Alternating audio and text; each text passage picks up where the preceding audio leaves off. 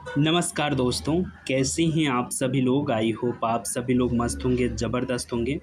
तो दोस्तों आज का जो ये वीडियो है, इस वीडियो में हम यूपीएसआई की तैयारी जितने भी स्टूडेंट्स कर रहे हैं, उन सभी स्टूडेंट्स के लिए भाई पॉलिटी जो है, आप लोग के जो जीएस पोर्शन में पॉलिटी दी गई है, मोस्ट इम्पॉर्टेंट है आप लोगों के लिए। आप लोगों के एग्ज़ाम में पॉलिटी से समथिंग 15 क्वेश्चंस के समथिंग जो है आने वाले हैं। तो आप लोग के लिए पॉलिटी बेहद इंपॉर्टेंट है। तो जो आप लोग के पॉलिटी के पोर्शन में जितने भी टॉपिक्स दिए गए हैं सिलेबस में, उन सभी पूरी टॉपिक्स को हम इस वीडियो में कवर करने वाले हैं। कैसे कवर करेंगे हम आप लोगों को बता दें कि हर एक टॉपिक से जो प्रीवियस ईयर क्वेश्चंस आए हुए हैं, जो आप लोग की स्टार्टिंग से टॉपिक वाइज हम आप लोग को बताएंगे। क्वेश्चंस जो आए हुए हैं लगभग 10-10 जो है क्वेश्चंस हर एक टॉपिक से हम आप लोग को इस वीडियो में बताने वाले हैं। तो बहुत ही इम्पोर्टेंट आप सभी स्टूडेंट्स के लिए वीडियो होने वाली है। अगर आपकी यूपीएसआई की तैयारी हो गई है या अगर आपकी सिलेबस जो है पूरा अभी तक नहीं हुआ है, तो भी आप लोग इस वीडियो को ज़रूर देखिएगा, क्योंकि हम आप लोग के थ्योरिकल जो एक्सप्लेनेशन है वो भी हम आप लोग को बताने वाले हैं। तो ये जो वीडियो है आप सभी स्टूडेंट्स के लिए बेहद ही इम्पोर्टेंट है। तो बिना टाइम गंवाए यार वीडियो को शुरू करते हैं। अगर आपको ये वीडियो पसंद आएगा भाई, तो वीडियो को लाइक ज़रूर कर दीजिएगा। और आप अदर जो सब्जेक्ट्स हैं उनका भी अगर आप ऐसे ही वन शॉट चाहते हैं, जो प्रीवियस ईयर में आए हुए हैं, टॉप 10 टॉप 15 जो जो क्वेश्चंस हैं प्रीवियस ईयर्स के, अगर आप चाहते हैं भाई, तो आप सभी लोग कमेंट करके ज़रूर बताइएगा सब्जेक्ट का। तो बिना टाइम गंवाए यार वीडियो को शुरू करते हैं। चैनल पर नए हैं, सब्सक्राइब नहीं किए तो कर लीजिए, ठीक है। पहला आप लोगों का जो पॉलिटी का भाई टॉपिक है, संविधान का उद्देश्य, ठीक है। उससे रिलेटेड हम आप लोग के टॉप 10 जो क्वेश्चन है जो आप लोग के प्रीवियस ईयर में आए हुए हैं, उन सभी जो क्वेश्चन है उसको हम आप लोग को बताते हैं। सबसे पहले आप लोग का क्वेश्चन है, भारतीय संविधान की प्रस्तावना में न्याय शब्द के अंतर्गत कितने प्रकार की न्याय का उल्लेख किया गया है? जो भारतीय संविधान की प्रस्तावना है उसमें न्याय शब्द के अंतर्गत जो है कितने प्रकार की न्याय का जो है उसमें उल्लेख किया गया है? आप सभी स्टूडेंट्स के सामने 4 ऑप्शन है। 2 कौन कौन से? सामाजिक और आर्थिक। दूसरा ऑप्शन है आप लोग के 3 सामाजिक आर्थिक और राजनीतिक। तीसरा ऑप्शन है जो है 4 सामाजिक आर्थिक राजनीतिक और जो है धार्मिक। और उसके बाद में आप लोग का लास्ट ऑप्शन है यानी चौथा ऑप्शन है 5 विचार, अभिव्यक्ति, विश्वास, धर्म और उपासना। तो इसमें आप लोग को अगर पता है भाई, तो आप सभी लोग जवाब दीजिए। अदरवाइज हमने नीचे भी लिख दिया है, और अगर आप लोग इस पीडीएफ को पाना चाहते हैं तो कमेंट करके बताइएगा। इस पीडीएफ को हम आप लोगों को टेलीग्राम चैनल पर दे देंगे, लेकिन कमेंट ज़रूर कीजिएगा, ठीक है। पहले हम पीडीएफ नहीं भेजेंगे। तो दोस्तों अगर इसका सही उत्तर की बात करें तो ऑप्शन नंबर बी है, यानी कि आप लोग की जो न्याय शब्द है प्रस्तावना में, वो 3 प्रकार की जो है न्याय के बारे में बात करता है, सामाजिक, आर्थिक और राजनीतिक के बारे में। दोस्तों नेक्स्ट क्वेश्चन यहाँ पर देखिए, व्याख्या हम आप लोगों को बता दे रहे हैं। सबसे पहले संविधान की उद्देशिका में 3 विशिष्ट प्रकार की न्यायों का जो है वर्णन है। ये आदर्श 1917 की रूसी क्रांति से जो है वो प्रेरित है, जिनका मुख्य उद्देश्य नागरिकों के बीच व्याप्त विषमताओं को जो है वो दूर करना है, यानी जो है समानता लाना है, ठीक है। दोस्तों अगर दूसरे क्वेश्चन की बात करें तो क्वेश्चन आप सभी के सामने ओपन है। संविधान की प्रस्तावना में प्रयुक्त हम भारत के लोग वाक्यांशों का जो वास्तविक अर्थ है वो क्या है? ठीक है, आपके पास 4 ऑप्शन है। पहला ऑप्शन है भारत की जनता ही सर्वोच्च संप्रभु है। दूसरा ऑप्शन है संविधान की शक्ति का अंतिम स्रोत भारत की जनता है। तीसरा है भारत का राष्ट्रपति सभी शक्तियों का जो है वो केंद्र है। और चौथा ऑप्शन है आप लोग का केवल संसद ही संविधान बनाने के लिए जो है वो अधिकृत है। तो अगर आपको पता है, आप लोग वही चीज़ें आप लोग जो है जवाब दीजिए कमेंट में। सबसे पहली चीज़ हम आप लोगों को बता दें कि भाई आप लोग अगर वीडियो बाद में देख रहे हैं तो आप लोग रफ अपने पास में रखिए, और यहाँ पर जो है क्वेश्चन नंबर डाल करके टॉपिक के साथ में जो है आप लोग क्वेश्चन नंबर डाल करके आंसर को अपने हिसाब से देते चलिएगा। कितने आंसर सही हैं आप सभी लोग जो है उसका हमें बाद में कमेंट करके ज़रूर बताइएगा, और अच्छे से जो है आप लोग इसको पढ़ लीजिएगा, ठीक है। इसका अगर सही आंसर की बात करें तो ऑप्शन नंबर बी है, संविधान की शक्ति का जो अंतिम स्रोत है वो भारत की जनता है। कैसे है? वह वाक्यांश लोकप्रिय संप्रभुता को दर्शाता है। इसका अर्थ है कि संविधान को किसी बाहरी शक्ति ने नहीं, बल्कि भारत के लोगों ने स्वयं निर्मित और अंगीकृत जो है वो किया है, ठीक है। नेक्स्ट क्वेश्चन आता है आप लोग का क्वेश्चन नंबर 3। किस संविधान संशोधन अधिनियम द्वारा प्रस्तावना में समाजवादी, पंथ निरपेक्ष और अखंडता शब्द जो है वो जोड़े गए हैं? तो दोस्तों आप लोग को ये भी बता दें कि भाई अभी तक प्रस्तावना में मात्र एक ही बार जो है संशोधन हुआ है। अगर आपको पता होगा कौन सा संशोधन में प्रस्तावना में जो है संशोधन हुआ है तो आप लोग कमेंट करके ज़रूर बताइए। आप लोगों के पास में है 4 ऑप्शन। ए है 41वां संविधान संशोधन अधिनियम, बी है 42वां संविधान संशोधन अधिनियम 1976, सी है 44वां संविधान संशोधन अधिनियम एंड डी है 46वां संविधान संशोधन अधिनियम। ठीक है दोस्तों, अगर सही जो है ऑप्शन की बात करें तो ऑप्शन नंबर बी आप लोगों का सही है। 42वां संविधान संशोधन अधिनियम 1976 जो आप लोगों का संशोधन हुआ था वो प्रस्तावना में हुआ था। ठीक है, इंदिरा गांधी सरकार के दौरान किए गए इस संशोधन को लघु संविधान भी कहा जाता है। प्रस्तावना में अब तक केवल एक ही संशोधन हुआ है और मोस्ट इम्पोर्टेंट है भाई, अभी तक आप लोग का प्रस्तावना में एक ही संशोधन हुआ है, एक ही बार चेंजिंग हुआ है जो कि 42वां संविधान संशोधन अधिनियम 1976 के अंतर्गत हुआ है। ठीक है, नेक्स्ट क्वेश्चन आप लोग का आता है क्वेश्चन नंबर 4। निम्नलिखित में से किसे संविधान की आत्मा के रूप में जो है जाना जाता है? संविधान की आत्मा के रूप में किसे जाना जाता है? आपके पास 4 ऑप्शन। मूल अधिकार को, राज्य के नीति निदेशक तत्व यानी डीपीएसपी को, सी है प्रस्तावना या उद्देशिका को एंड डी है संवैधानिक उपचारों का अधिकार जो आर्टिकल 32 है। ठीक है, तो आप सभी लोग अपने आंसर का जवाब दीजिए। देखिए हम बता दें आप लोग को कि इसमें काफ़ी स्टूडेंट्स की जो आंसर है वो ये भी डी भी आ सकता है, संवैधानिक उपचारों का अधिकार, लेकिन ये गलत है। क्यों? क्योंकि जो ये आप लोग बोल रहे हैं संविधान की आत्मा, ये जो है संवैधानिक उपचारों का अधिकार यानी आर्टिकल 32 को सिर्फ भीमराव अंबेडकर जी ने बताया था कि ये संविधान की आत्मा है।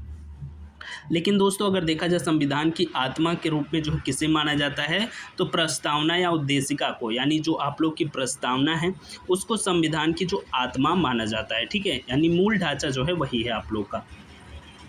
यहाँ पर अगर व्याख्या की बात करें तो प्रस्तावना को संविधान की आत्मा, कुंजी और आभूषण कहा जाता है क्योंकि यह संविधान के दर्शन को संक्षेप में प्रस्तुत करती है। ठीक है दोस्तों, नेक्स्ट आता है आप लोग का क्वेश्चन नंबर 5। क्वेश्चन नंबर 5 है, प्रस्तावना में वर्णित स्वतंत्रता, समानता और बंधुत्व के आदर्श किस देश से जो है वो प्रेरित है? आपके पास 4 ऑप्शन। रूसी क्रांति से, अमेरिका स्वतंत्रता घोषणा पत्र से, या सी ऑप्शन फ्रांसीसी क्रांति से, या डी ऑप्शन ब्रिटिश गौरवपूर्ण क्रांति से। ठीक है, तो अगर आपके सही आंसर की बात करें तो ऑप्शन नंबर सी है फ्रांसीसी क्रांति से। ठीक है, फ्रेंच रिवॉल्यूशन से। 1789 की फ्रांसीसी क्रांति के ये 3 मुख्य नारे थे जिन्हें भारतीय संविधान की प्रस्तावना में नागरिकों की सर्वांगीण विकास के लिए जो है वो शामिल किया गया है। ठीक है, कौन से 3 नारे थे? स्वतंत्रता, समानता और बंधुत्व। ठीक है, नेक्स्ट आप लोगों का क्वेश्चन नंबर 6 है, किस प्रसिद्ध वाद यानी केस में सर्वोच्च न्यायालय ने घोषित किया कि प्रस्तावना संविधान का हिस्सा है? ठीक है, आपके पास 4 ऑप्शन हैं। बेरूबाड़ी संघ मामला 1960, गोलकनाथ बनाम पंजाब राज्य 1967, केशवानंद भारती बनाम केरल राज्य 1973, डी है मेनका गांधी बनाम भारत संघ 1978।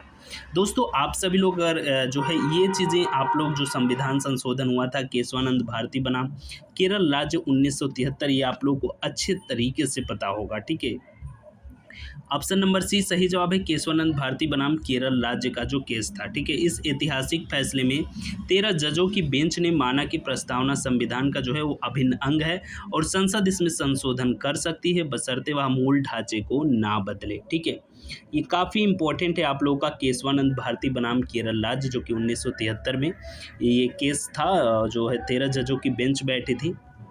वहाँ पर जो है निर्णय लिया गया कि जो संविधान की प्रस्तावना है जो प्रस्तावना है वो संविधान की जो अभिन्न अंग है, इसमें जो है संसद संशोधन कर सकता है लेकिन इसकी जो मूल ढांचा है वो ना चेंज हो। ठीक है, नेक्स्ट आता है दोस्तों आप लोग का क्वेश्चन नंबर 7। क्वेश्चन नंबर 7 है, भारतीय संविधान में पंथ निरपेक्ष शब्द का सही अर्थ क्या है? आपके पास 4 ऑप्शन है। राज्य का अपना एक राजकीय धर्म, बी ऑप्शन है राज्य सभी धर्मों का विरोधी है, सी ऑप्शन है राज्य का कोई अपना धर्म नहीं है और वह सभी धर्मों को समान आदर देता है, एंड डी है राज्य केवल बहुसंख्यक समुदाय के धर्म को मान्यता देता है। तो आपका सही जवाब है ऑप्शन नंबर सी। राज्य का कोई अपना धर्म नहीं है और वह सभी धर्मों को समान आदर देता है। ठीक है। भारतीय पंथ निरपेक्ष का अर्थ है कि राज्य किसी धर्म विशेष को जो है वो बढ़ावा नहीं देगा और कानून की नज़र में सभी धर्म जो है वो बराबर होंगे। दोस्तों अब चलते हैं नेक्स्ट क्वेश्चन की तरफ। नेक्स्ट क्वेश्चन है क्वेश्चन नंबर 8। पंडित जवाहरलाल नेहरू द्वारा संविधान सभा में उद्देश्य प्रस्ताव कब प्रस्तुत किया गया था? आपके पास भाई चार ऑप्शन है। ऑप्शन नंबर ए 9 दिसंबर 1946 को, ऑप्शन नंबर बी 11 दिसंबर 1946 को, ऑप्शन नंबर सी 13 दिसंबर 1946 को एंड ऑप्शन नंबर डी 22 जनवरी 1947 को। यहाँ पर क्वेश्चन है दोस्तों, पंडित जवाहरलाल नेहरू द्वारा संविधान सभा में उद्देश्य प्रस्ताव को कब जो है वो प्रस्तुत किया गया था? तो इसका अगर हम सही उत्तर की बात करें तो ऑप्शन नंबर सी है 13 दिसंबर 1946 को। ठीक है। नेहरू जी ने 13 दिसंबर को यह प्रस्ताव पेश किया था जो बाद में 22 जनवरी 1947 को सर्वसम्मति से पारित हुआ और आगे चलकर प्रस्तावना का आधार बना। ठीक है। नेक्स्ट अगर हम बात करते हैं क्वेश्चन नंबर 9 की, तो भारतीय संविधान की प्रस्तावना में भारत को किस रूप में जो है घोषित किया गया है? तो यहाँ पर देखिए, एक लोकतांत्रिक गणराज्य के रूप में, या एक समाजवादी लोकतांत्रिक देश के रूप में, या सी एक संपूर्ण प्रभुत्व संपन्न समाजवादी पंथ निरपेक्ष लोकतंत्रात्मक गणराज्य के रूप में एंड ऑप्शन नंबर डी है एक संघीय शासन प्रणाली वाला देश। तो इसका जो आप लोग का सही जवाब है ऑप्शन नंबर सी, एक संपूर्ण प्रभुत्व संपन्न समाजवादी पंथ निरपेक्ष लोकतंत्रात्मक गणराज्य के रूप में जो है वो भारत को प्रस्तावना में इसके रूप में जो है घोषित किया गया है। अगर दोस्तों हम व्याख्या देखें तो यह प्रस्तावना की शुरुआत पंक्तियों में दिया गया शासन का स्वरूप है। 42वें संशोधन के बाद इन शब्दों को यही क्रम निर्धारित जो है वो किया गया है। नेक्स्ट अगर हम बात करते हैं क्वेश्चन नंबर 10 की, तो प्रस्तावना के अनुसार गणराज्य यानी रिपब्लिक शब्द का क्या अर्थ है? ठीक है। प्रस्तावना के अनुसार गणराज्य वर्ड का क्या अर्थ है?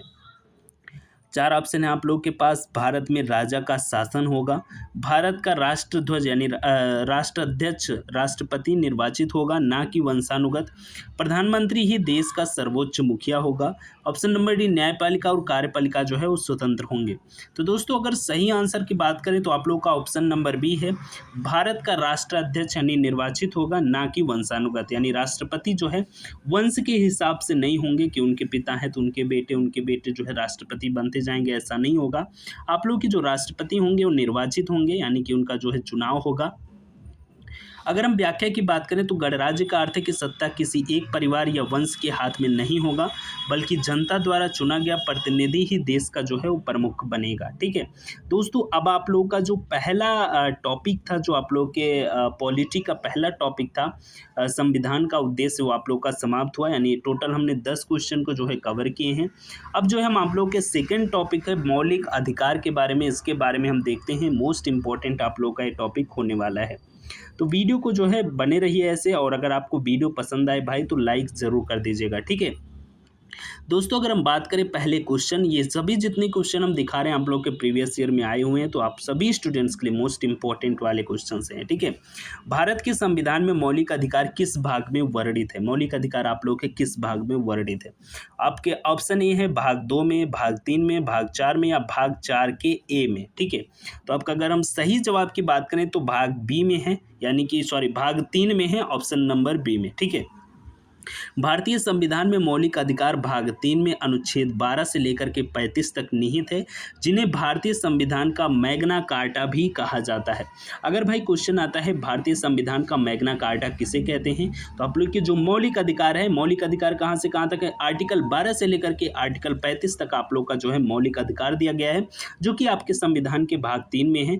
इसका जो है वर्णन करता है, जिसको हम मैग्ना कार्टा बोलते हैं। नेक्स्ट जो है आप लोग का क्वेश्चन आता है किससे रिलेटेड? मौलिक अधिकार से रिलेटेड। समानता का अधिकार किन अनुच्छेदों के अंतर्गत जो है वो आता है? आपके पास चार ऑप्शन, अनुच्छेद 12 से लेकर के 18, अनुच्छेद 14 से लेकर के 18, ठीक है, अनुच्छेद 19 से लेकर के 22 और अनुच्छेद 23 से लेकर के 24, ठीक है। तो अगर हम आपके सही जवाब की बात करें तो ऑप्शन नंबर बी है, अनुच्छेद 14 से लेकर के 18 जो है आप लोग का उस समानता का अधिकार दिया गया है। समानता का अधिकार अनुच्छेद 14 से 18 के बीच दिया गया है, जिसमें विधि के समक्ष समानता, भेदभाव का निषेध, सार्वजनिक रोजगार में समान अवसर, अस्पृश्यता उन्मूलन और उपाधियों की समाप्ति जो है वो सम्मिलित हैं, ठीक है। नेक्स्ट क्वेश्चन अगर देखते हैं दोस्तों, नेक्स्ट क्वेश्चन आप लोगों का दिया गया है, स्वतंत्रता का अधिकार किन अनुच्छेदों से संबंधित है? स्वतंत्रता का अधिकार किन अनुच्छेदों से जो है वो संबंधित है? आपके पास चार ऑप्शन, अनुच्छेद 12 से 18, अनुच्छेद 19 से 22, अनुच्छेद 23 से 24, अनुच्छेद 25 से 28। अगर सही उत्तर की बात करें तो आप लोग का ऑप्शन नंबर बी, अनुच्छेद 19 से 22 जो है आप लोग का स्वतंत्रता का अधिकार जो है वो दिया गया है। स्वतंत्रता का अधिकार अनुच्छेद 19 से 22 के अंतर्गत आता है, जिसमें वाक और अभिव्यक्ति, सभा, संघ, आवागमन, निवास और पेशे की स्वतंत्रता तथा जीवन और व्यक्तिगत स्वतंत्रता का जो है संरक्षण आदि जो है वो इसमें शामिल है। आप लोगों के लिए मोस्ट इंपॉर्टेंट आर्टिकल है भाई, मौलिक अधिकार के जो आर्टिकल सभी हैं उसको आप लोग पढ़ लीजिएगा, और डीपीएसपी की जो आर्टिकल है भाई उसको भी आप सभी लोग पढ़ लीजिएगा। ये मोस्ट इंपॉर्टेंट है, आप लोग को इससे रिलेटेड जरूर आप लोग के जो है एग्जाम में क्वेश्चन मिलने वाले हैं, ठीक है। नेक्स्ट आता है, शोषण के विरुद्ध अधिकार किन अनुच्छेदों में वर्णित है? आपके पास चार ऑप्शन, 19 से 22, अनुच्छेद 23-24, अनुच्छेद 25-28, अनुच्छेद 29 से 30 तक। तो आपका सही आंसर है ऑप्शन नंबर बी, अनुच्छेद 23-24, ठीक है। अनुच्छेद 23 जो है मानव तस्करी और जबरन श्रम यानी बाल श्रम का जो है निषेध करता है, जबकि अनुच्छेद 24 कारखानों आदि में बच्चों के नियोजन पर प्रतिबंध लगाता है। दोनों मिलकर शोषण के विरुद्ध अधिकार जो है वो बनाते हैं। अनुच्छेद 23 और 24 जो है आप लोग का वो शोषण के विरुद्ध अधिकार का जो है वो अनुच्छेद है, आप लोग याद रखिएगा, ठीक है। नेक्स्ट जो है आप लोग का आता है, धर्म की स्वतंत्रता का अधिकार किन अनुच्छेदों के बीच निहित है?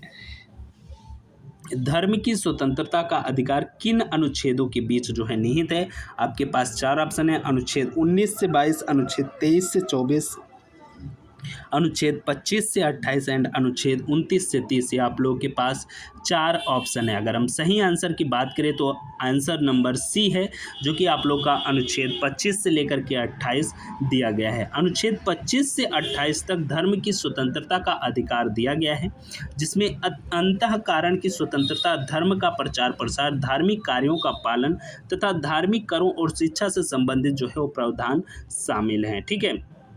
नेक्स्ट क्वेश्चन की अगर हम बात करते हैं दोस्तों, तो नेक्स्ट क्वेश्चन आप सभी लोग देख सकते हैं, निम्न में से कौन सा मौलिक अधिकार केवल भारतीय नागरिकों के लिए है, विदेशियों के लिए नहीं? मोस्ट इंपॉर्टेंट क्वेश्चन आप सभी के लिए, जीवन और व्यक्तिगत स्वतंत्रता का अधिकार, अनुच्छेद 21। नेक्स्ट है आप लोग का धर्म की स्वतंत्रता का अधिकार यानी अनुच्छेद 25। नेक्स्ट है आप लोग का समानता का अधिकार यानी अनुच्छेद 14। नेक्स्ट है आप लोग का अभिव्यक्ति की स्वतंत्रता का अधिकार यानी कि ऑप्शन अनुच्छेद 19, ठीक है। तो आप लोग का जो सही आंसर है ऑप्शन नंबर डी, अभिव्यक्ति की स्वतंत्रता का अधिकार यानी अनुच्छेद 19, ठीक है, यानी आर्टिकल 19। अनुच्छेद 19 के तहत दी गई स्वतंत्रताएं यानी वाक या अभिव्यक्ति, सभा, संघ, आंदोलन, निवास और पेशा केवल भारतीय नागरिकों को जो है वो प्राप्त है, जबकि अनुच्छेद 14 और 21 जैसे अधिकार नागरिकों व विदेशियों दोनों के लिए जो है वो लागू हैं, ठीक है। सिर्फ अनुच्छेद जो 19 है और भी आप लोग की जो अनुच्छेद 15-16 है शायद, वो भी जो है सिर्फ इंडियंस के लिए है, ठीक है।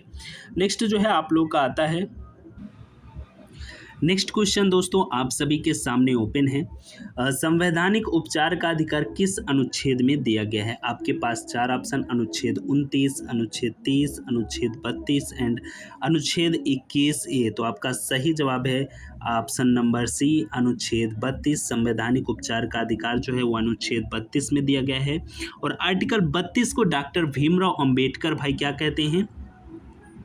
आत्मा के संविधान की आत्मा जो है कहते हैं, ठीक है दोस्तों। नेक्स्ट जो है अनुच्छेद यहाँ पर देखिए 32 के तहत भारतीय अपने मौलिक अधिकारों के उल्लंघन पर सीधे सर्वोच्च न्यायालयों में जा सकते हैं।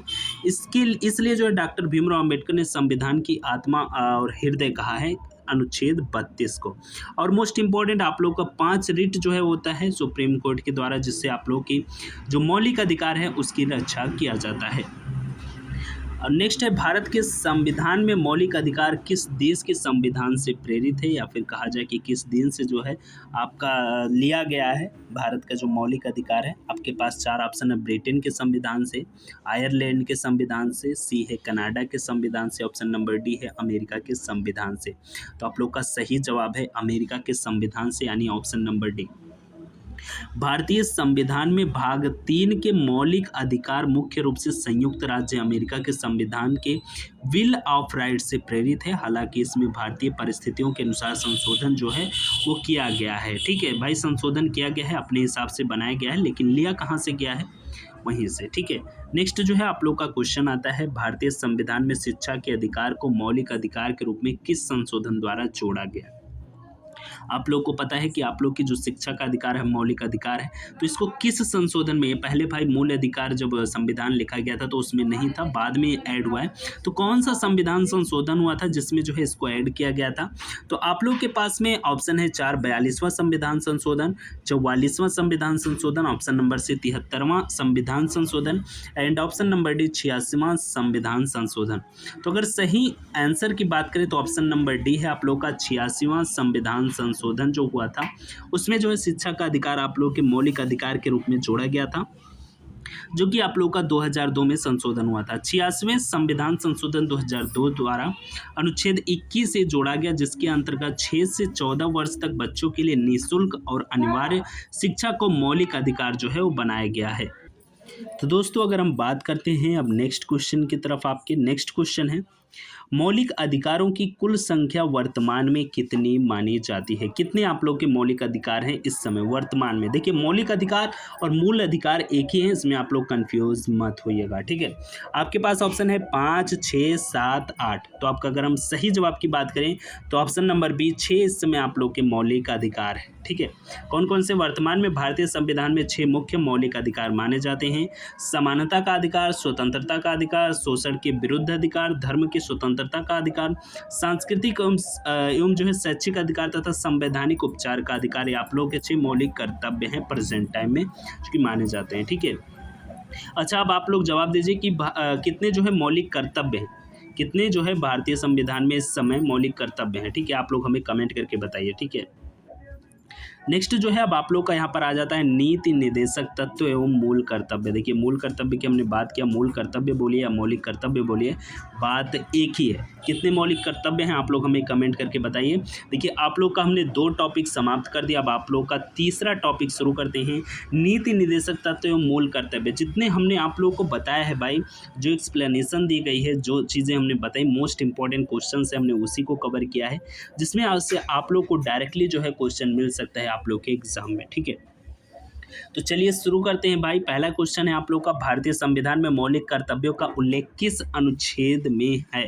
मौलिक कर्तव्यों का उल्लेख किस अनुच्छेद में है, जो कि अभी हमने आप लोगों को क्वेश्चन पूछा है। ठीक है, आपके पास 4 ऑप्शन, अनुच्छेद 49, अनुच्छेद 50, अनुच्छेद 51, अनुच्छेद 51A। सॉरी, हमने पूछा मौलिक कर्तव्य में आप लोग की जो कितने मौलिक कर्तव्य, हमने ये क्वेश्चन पूछा था। फिलहाल इसका जवाब है अनुच्छेद 51A में आप लोग के जो मौलिक कर्तव्य हैं वो संशोधन के बाद जो है जुड़े हुए थे, मतलब जुड़े हुए हैं, पहले नहीं थे। ठीक है, अनुच्छेद 51A जो आप लोग का ऑप्शन नंबर डी है वो सही जवाब है। भारतीय संविधान में मौलिक कर्तव्यों को भाग 4A के अंतर्गत अनुच्छेद 51A में रखा गया है। मौलिक कर्तव्य 42वें संविधान संशोधन 1976 द्वारा जोड़े गए और वर्तमान में इनकी जो कुल संख्या है वो 11 है। कितने हैं आप लोग के मौलिक कर्तव्य, वर्तमान में जो है 11 हैं। ये कर्तव्य न्यायालय द्वारा प्रत्यक्ष रूप से लागू नहीं कराए जा सकते। इनका उद्देश्य नागरिकों में राष्ट्रीय दायित्व और अनुशासन की भावना विकसित करना है।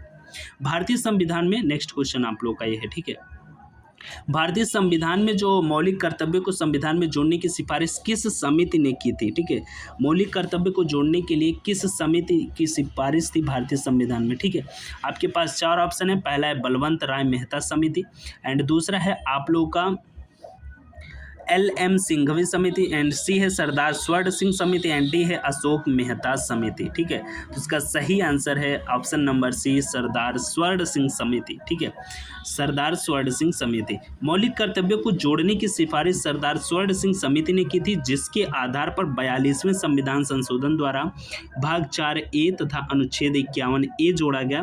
प्रारंभ में 10 कर्तव्य जो है वो जोड़े गए थे, बाद में 86वें संविधान संशोधन 2002 11वां कर्तव्य जोड़ा गया। यह समिति आपातकाल के दौरान गठित की गई थी और इसका उद्देश्य नागरिकों के दायित्व जो है वो स्पष्ट करना था। ठीक है, नेक्स्ट जो है आप लोग भाई देखिए, ये पीडीएफ आप लोग ले लीजिएगा, लेकिन पीडीएफ हम तभी देंगे जब आप लोग कमेंट कीजिएगा और टेलीग्राम चैनल को ज्वाइन कर लीजिएगा। हम टेलीग्राम चैनल पर और जो है टेलीग्राम पर ही भेज पाएंगे, क्योंकि व्हाट्सएप चैनल पर जो है पीडीएफ नहीं जाएगा। ठीक है, तो टेलीग्राम को जरूर ज्वाइन कर लीजिएगा। व्हाट्सएप ग्रुप को भी ज्वाइन कर सकते हैं, व्हाट्सएप चैनल को, क्योंकि आप लोग को अपडेट जो है वहाँ पर भी मिलता रहेगा। ठीक है, नेक्स्ट जो है भारतीय संविधान में वर्तमान समय में मौलिक कर्तव्यों की कुल संख्या कितनी है। हमने आप लोग को ये जो एक्सप्लेनेशन है उसमें हमने आप लोग को बता दिया था कितनी जो है, ऑप्शन नंबर सी आप लोग का 11 है। ठीक है, मूल रूप से 42वें संविधान संशोधन 1976 द्वारा 10 मौलिक कर्तव्य जोड़े गए थे।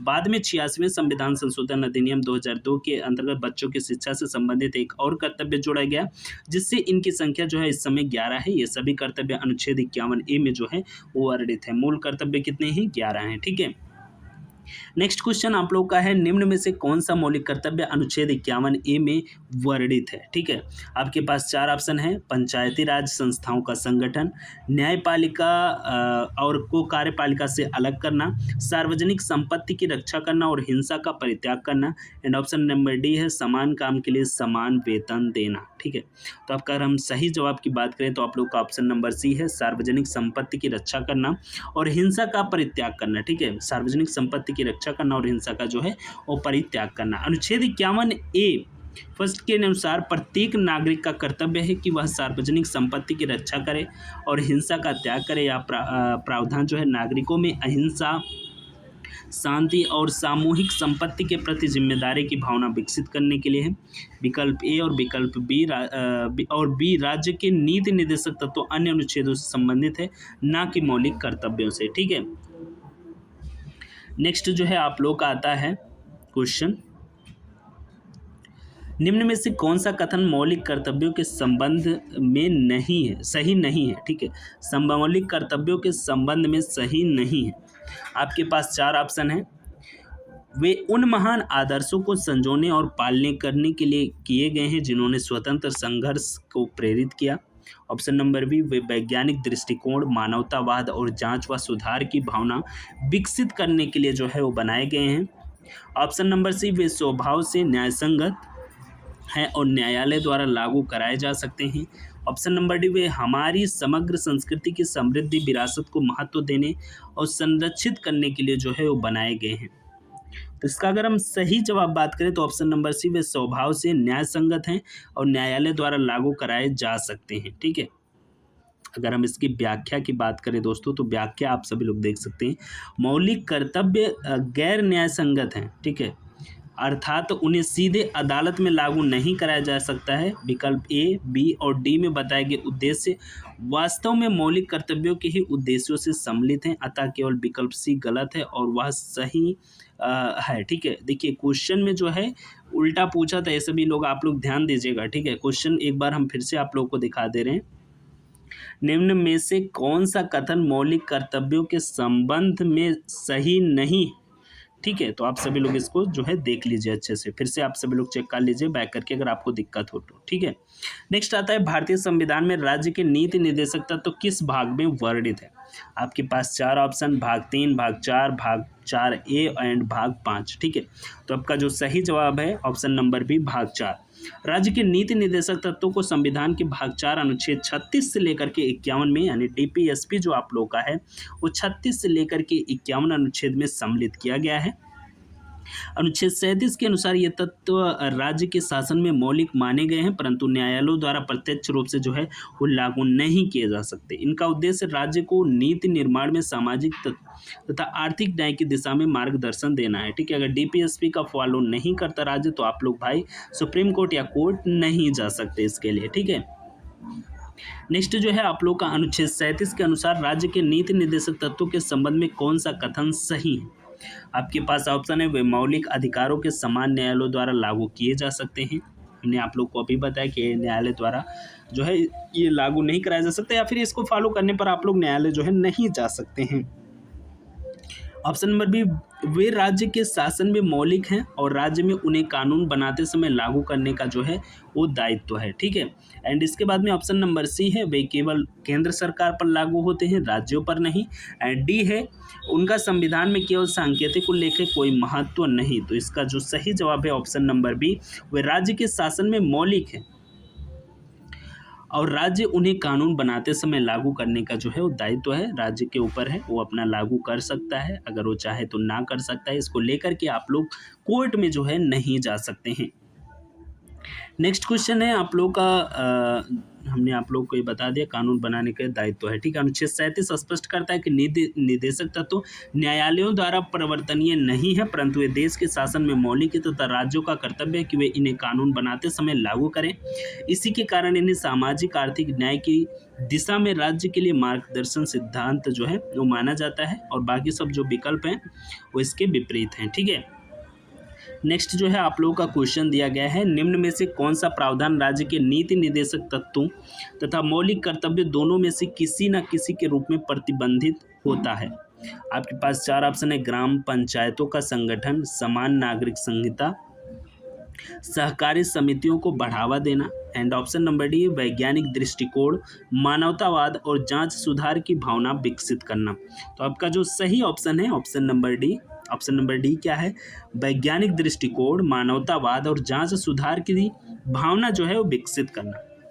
अगर हम इसके एक्सप्लेनेशन की बात करें तो आप सभी लोग एक्सप्लेनेशन देखिए। वैज्ञानिक दृष्टिकोण, मानवतावाद और इंक्वायरी व रिफॉर्म की जो भावना को बढ़ावा देना अनुच्छेद 51A के तहत मौलिक कर्तव्य है।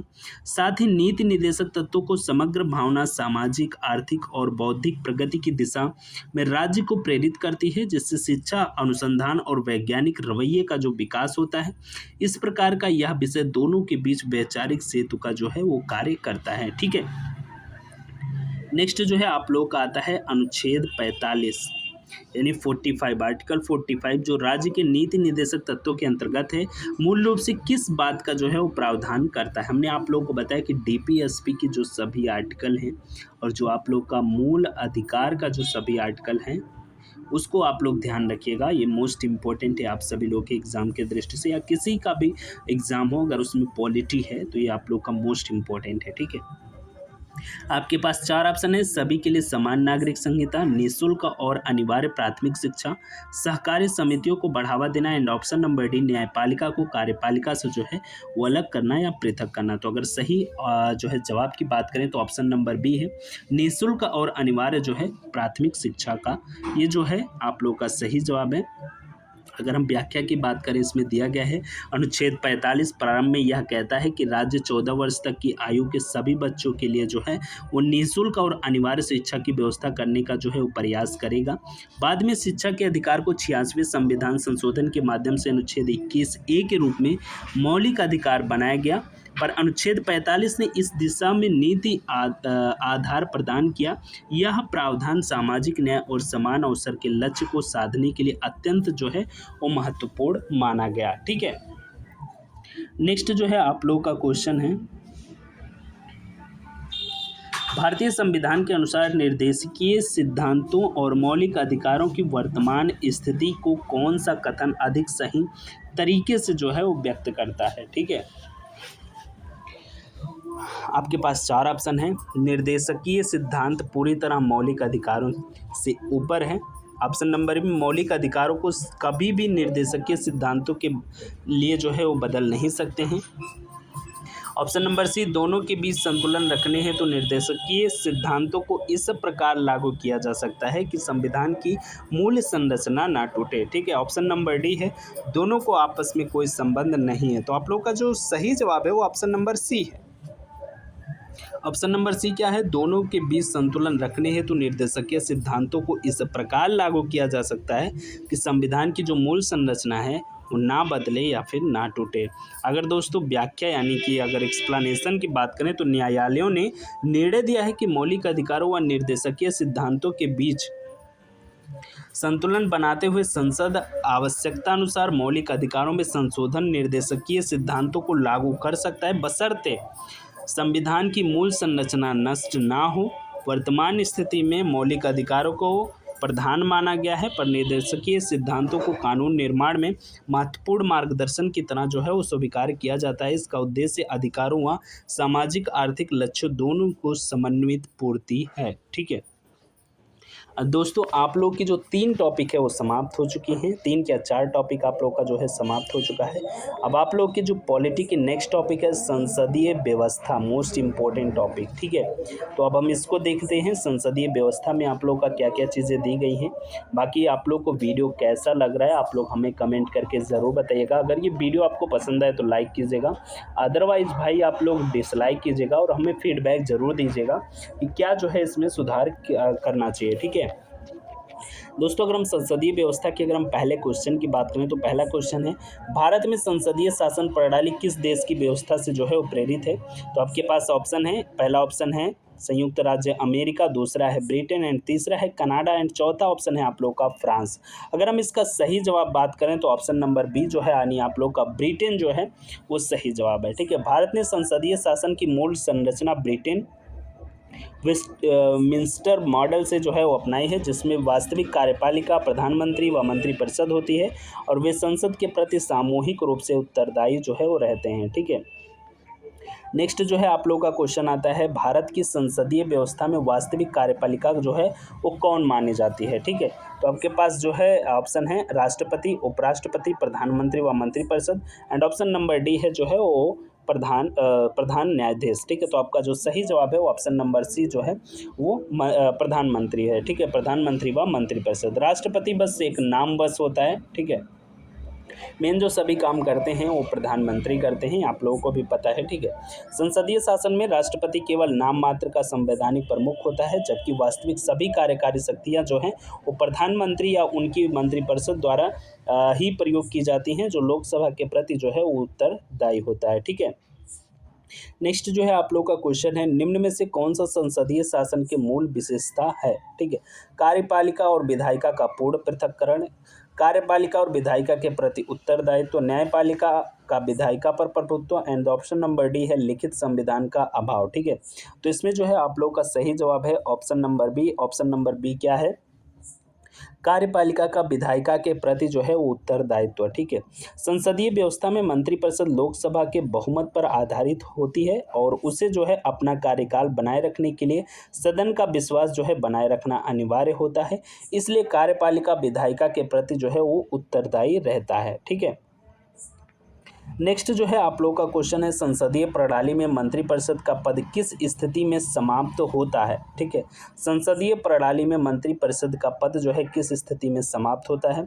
आपके पास 4 ऑप्शन, राष्ट्रपति द्वारा पद से हटाने पर, लोकसभा में अविश्वास प्रस्ताव पारित होने पर, ऑप्शन नंबर सी है सर्वोच्च न्यायालय के आदेश से एंड ऑप्शन नंबर डी है राज्यसभा के प्रस्ताव से। ठीक है, तो आपका जो सही जवाब है वो ऑप्शन नंबर बी है, लोकसभा में अविश्वास प्रस्ताव पारित होने पर क्या होगा, संसदीय प्रणाली में मंत्रिपरिषद का पद जो है यानी सभी लोग जो है इस्तीफा देने के लिए बाध्य हो जाएंगे अगर जो है अविश्वास प्रस्ताव लोकसभा में आ जाता है तो। ठीक है, यदि लोकसभा साधारण बहुमत से मंत्रिपरिषद के विरुद्ध अविश्वास प्रस्ताव पारित कर दे या विश्वास प्रस्ताव को अस्वीकार कर दे तो पूरे मंत्रिपरिषद को जो है सामूहिक रूप से इस्तीफा जो है वो देना पड़ता है। ठीक है, नेक्स्ट जो है आप लोग का क्वेश्चन आता है, भारत के संदर्भ में निम्न में से कौन सा कथन संसदीय सरकार को सही पहचान करता है। ठीक है, आपके पास 4 ऑप्शन है, सरकार सीधे जनता द्वारा चुनी जाती है और वही उसे हटा सकती है, सरकार संसद के प्रति उत्तरदायी होती है और संसद उसे हटा सकती है,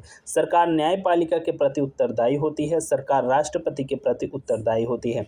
अगर इसका सही जवाब की बात करें तो ऑप्शन नंबर बी है, सरकार जो है संसद के प्रति उत्तरदायी होती है और संसद जो है उसे हटा सकती है, यानी कि अविश्वास प्रस्ताव ला करके जो है उसे हटा सकता है सरकार को। ठीक है, अगर इसके हम व्याख्या की बात करें यानी एक्सप्लेनेशन, तो संसदीय शासन की मुख्य विशेषता यह है कि मंत्रिपरिषद संसद विशेषकर लोकसभा के प्रति राजनैतिक रूप से उत्तरदायी होती है और सदन के अविश्वास जो प्रकट करने पर उसे जो है त्याग पत्र देना आवश्यक होता है। ठीक है, अगर भाई अविश्वास प्रस्ताव सदन में यानी संसद में आ गया तो जो है आप जो सरकार है उसको गिरा दिया जाएगा, यानी कि सभी मंत्री जो होंगे उनको इस्तीफा देना होगा। ठीक है, नेक्स्ट जो है, भारत में संसदीय शासन के संबंध में निम्न में से कौन सा कथन सही है? भारत में संसदीय शासन के संबंध में निम्न में से कौन सा कथन जो है वो सही है? राष्ट्रपति भी लोकसभा सदस्य होता है।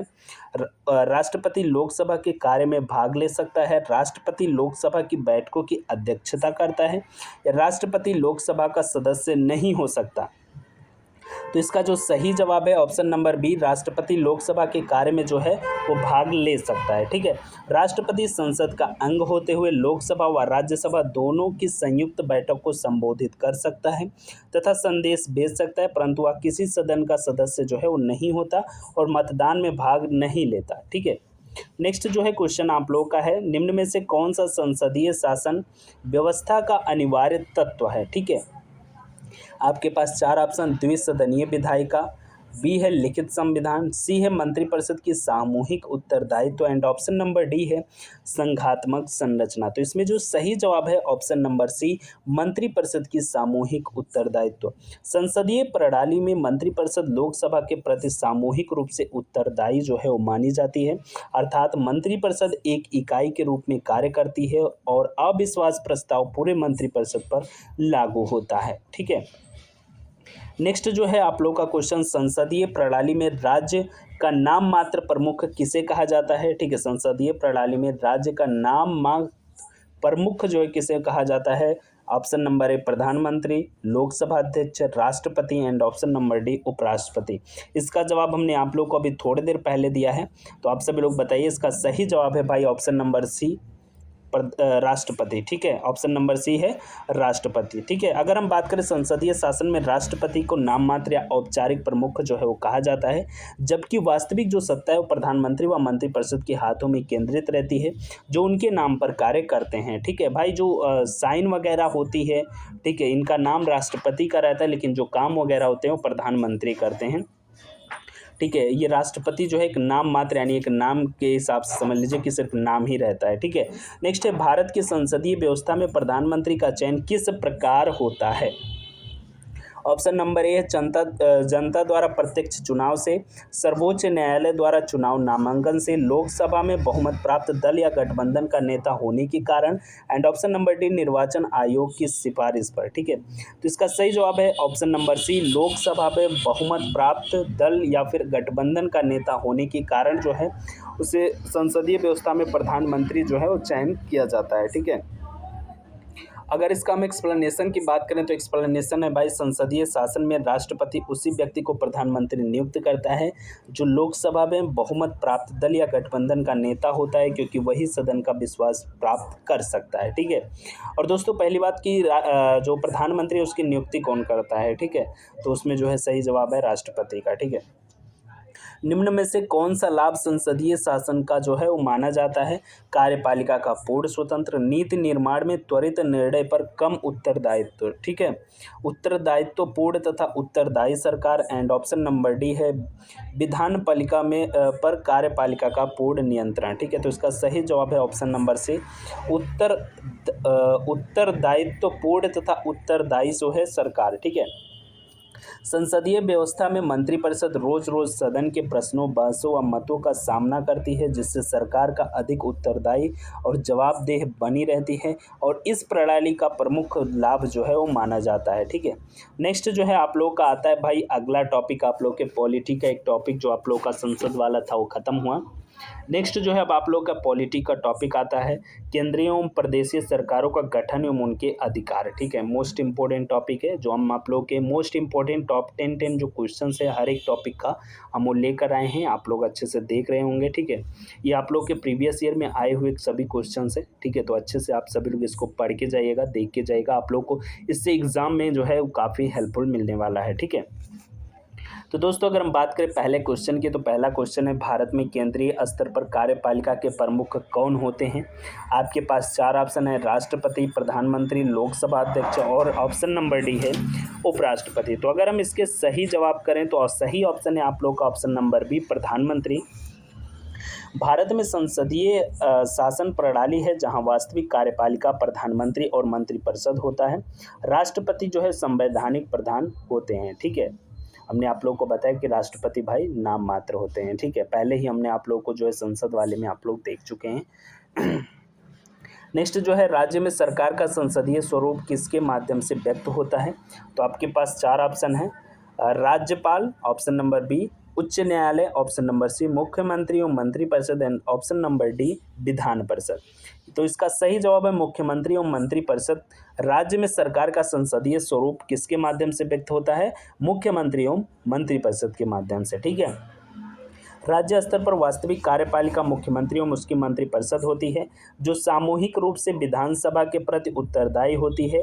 यही संसदीय शासन की जो है वो मुख्य पहचान है। ठीक है, नेक्स्ट जो है आप लोग का क्वेश्चन है भारत के राष्ट्रपति की नियुक्ति किस प्रकार की जाती है। ठीक है, भारत के जो राष्ट्रपति हैं इस समय द्रौपदी मुर्मू जी हैं, उनकी जो नियुक्ति है वो किस प्रकार की गई थी आप लोग बता दीजिए। ठीक है, तो आपके पास 4 ऑप्शन है भाई, प्रत्यक्ष निर्वाचन द्वारा जनता के वोट से, ऑप्शन नंबर बी संसद द्वारा साधारण बहुमत से, एंड ऑप्शन नंबर सी निर्वाचक मंडल द्वारा अप्रत्यक्ष निर्वाचन से, एंड ऑप्शन नंबर डी है सर्वोच्च न्यायालय द्वारा। तो इसका सही जवाब है ऑप्शन नंबर सी, निर्वाचक मंडल द्वारा अप्रत्यक्ष निर्वाचन से। ठीक है, यानी अप्रत्यक्ष चुनाव से। ठीक है, राष्ट्रपति का निर्वाचन एक निर्वाचक मंडल करता है जिसमें निर्वाचित लोकसभा सदस्य, राज्यसभा सदस्य तथा राज्यों और केंद्र शासित प्रदेशों की विधानसभाओं के निर्वाचित सदस्य जो है वो शामिल होते हैं। ठीक है, नेक्स्ट क्वेश्चन आप लोगों का है भाई, राज्यपाल की नियुक्ति कौन करता है।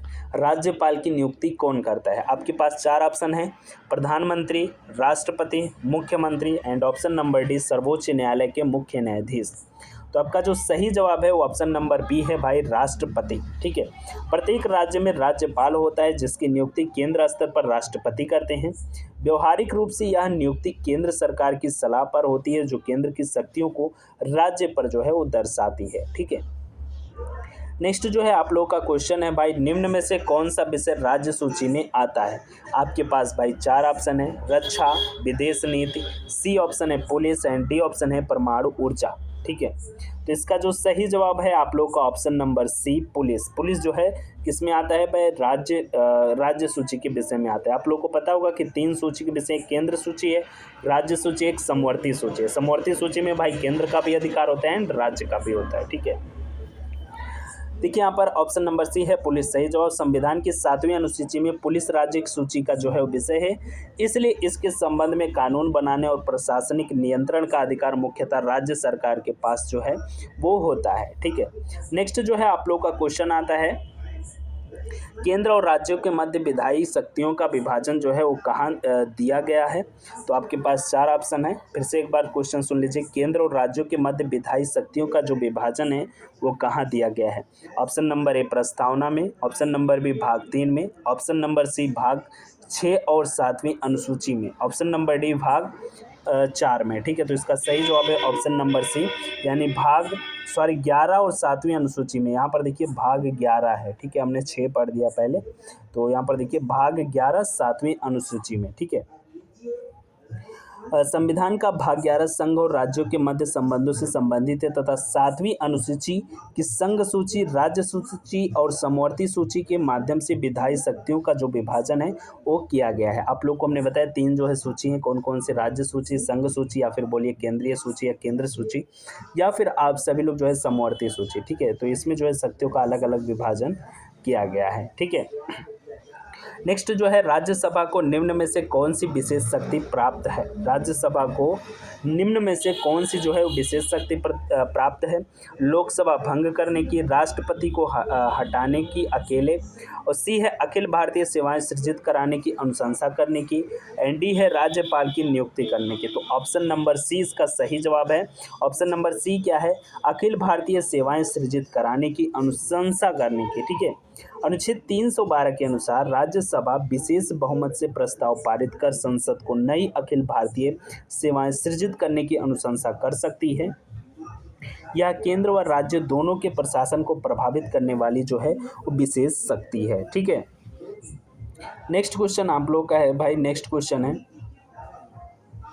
किस स्थिति में संसद राज्य सूची के विषयों पर भी कानून बना सकती है? संसद राज्य सूची के विषयों पर भी कानून बना सकती है। कब बना सकती है, किस स्थिति में बना सकती है, ये आप लोग बताइए। आपके पास ऑप्शन 4 है। जब राष्ट्रपति चाहें, जब सर्वोच्च न्यायालय निर्देश दे, जब राज्यसभा राष्ट्रीय हित में प्रस्ताव पारित करे, या जब लोकसभा ऐसा चाहे। तो इसका ऑप्शन सी जो है सही जवाब है।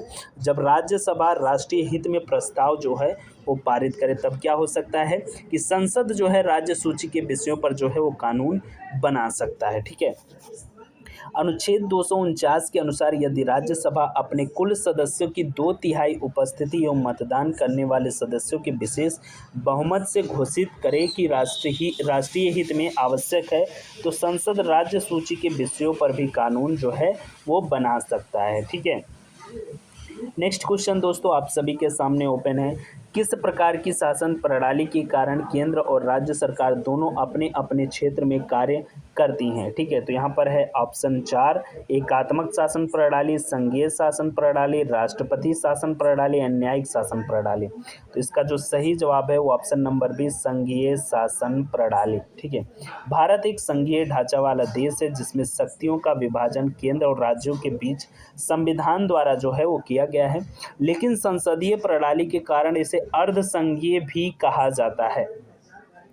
अर्धसंघीय भी कहा जाता है क्यों? क्योंकि इसमें जो है कुछ गुण एकात्मक के हैं, कुछ जो है संघ के हैं, इसलिए जो है अर्धसंघीय भारत की जो शासन प्रणाली है इसको बोली जाती है।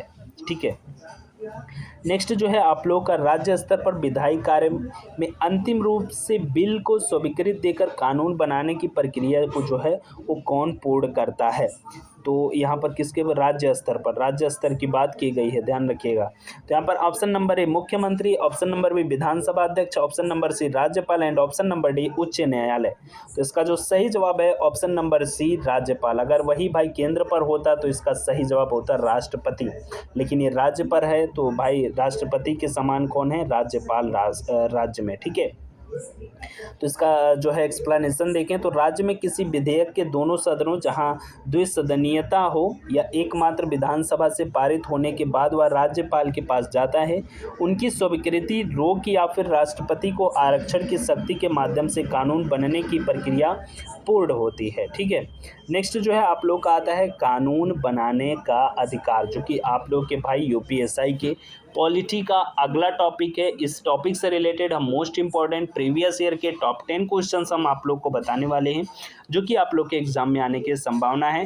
या फिर अगर आपका सिलेबस कंप्लीट हो चुका है पॉलिटी का, तो आप जो है इस वीडियो के माध्यम से अपना रिवीजन कर सकते हैं। दोस्तों इसका अगर हम क्वेश्चन नंबर 1 देखें, चलिए बिना टाइम बर्बाद किया शुरू करते हैं। ठीक है, तो क्वेश्चन नंबर 1 देखें तो भारतीय संविधान के अनुसार सामान्य रूप से कानून बनाने का अधिकार किसके पास निहित माना गया है? संविधान के अनुसार कानून कौन बना सकता है, आप लोग बताइए। ठीक है, तो आपके पास 4 ऑप्शन है, न्यायपालिका, कार्यपालिका, विधायिका एंड ऑप्शन नंबर डी निर्वाचन आयोग। तो इसका सही उत्तर जो है ऑप्शन नंबर सी विधायिका यानी संसद से जो है आप लोग का कानून बनता है। ठीक है, नेक्स्ट है भारत में कानून बनाने का अधिकार मुख्यतः विधायिका के पास होता है। केंद्र स्तर पर संसद और राज्य स्तर पर राज्य विधानमंडल कानून जो है वो बनाते हैं। नेक्स्ट जो है अनुच्छेद 246 मुख्य रूप से किससे संबंधित है? अनुच्छेद 246 में क्या है, आप लोग हमें कमेंट करके बताइए। तो पहला है ऑप्शन नंबर ए मौलिक अधिकार, दूसरा है केंद्र और राज्यों के बीच विधि निर्माण की शक्ति के बंटवारे से संबंधित है। ठीक है, ऑप्शन नंबर सी उच्चतम न्यायालय की नियुक्ति प्रक्रिया से संबंधित है। ऑप्शन नंबर डी वित्त आयोग के गठन से संबंधित है। तो इसका सही जवाब है ऑप्शन नंबर बी। ठीक है, तो यहाँ पर अनुच्छेद 246 के तहत केंद्र सूची, राज्य सूची और समवर्ती सूची के विषयों पर संसद और राज्य विधानमंडलों को कानून बनाने की शक्ति को निर्धारित जो है वो किया गया है। ठीक है, किसमें? अनुच्छेद 246 के अंतर्गत। भाई अनुच्छेद 246 का जिक्र आप लोग 2-3 क्वेश्चन में देख चुके हैं, तो अनुच्छेद 246 आप लोग मोस्ट इंपॉर्टेंट याद करके रखिएगा। ठीक है, नेक्स्ट जो है आप लोग का क्वेश्चन है, राज्य सूची यानी स्टेट लिस्ट के विषयों पर कानून बनाने का अधिकार सामान्यतः किसके पास होता है? केवल संसद के पास, केवल राज्य विधानमंडल के पास, केवल राष्ट्रपति के पास, संसद और विधान मंडल दोनों के पास। ठीक है, तो इसका सही ऑप्शन है ऑप्शन नंबर बी, केवल राज्य विधानमंडल के पास। राज्य सूची में दिए गए विषयों जैसे कि पुलिस, सार्वजनिक व्यवस्था, कृषि आदि पर जो सामान्य परिस्थितियों में केवल राज्य विधानमंडल कानून जो है वो बना सकता है, और बाकी आप सभी लोग जानते हैं कि संसद भी बना सकता है, लेकिन कब बना सकता है हमने आप लोगों को पहले बता दिया है। ठीक है, समवर्ती सूची के विषयों पर कानून बनाने का अधिकार किसके पास होता है? समवर्ती सूची हमने आप लोगों को पहले बताया कि दोनों के पास होता है, केंद्र और राज्य के पास।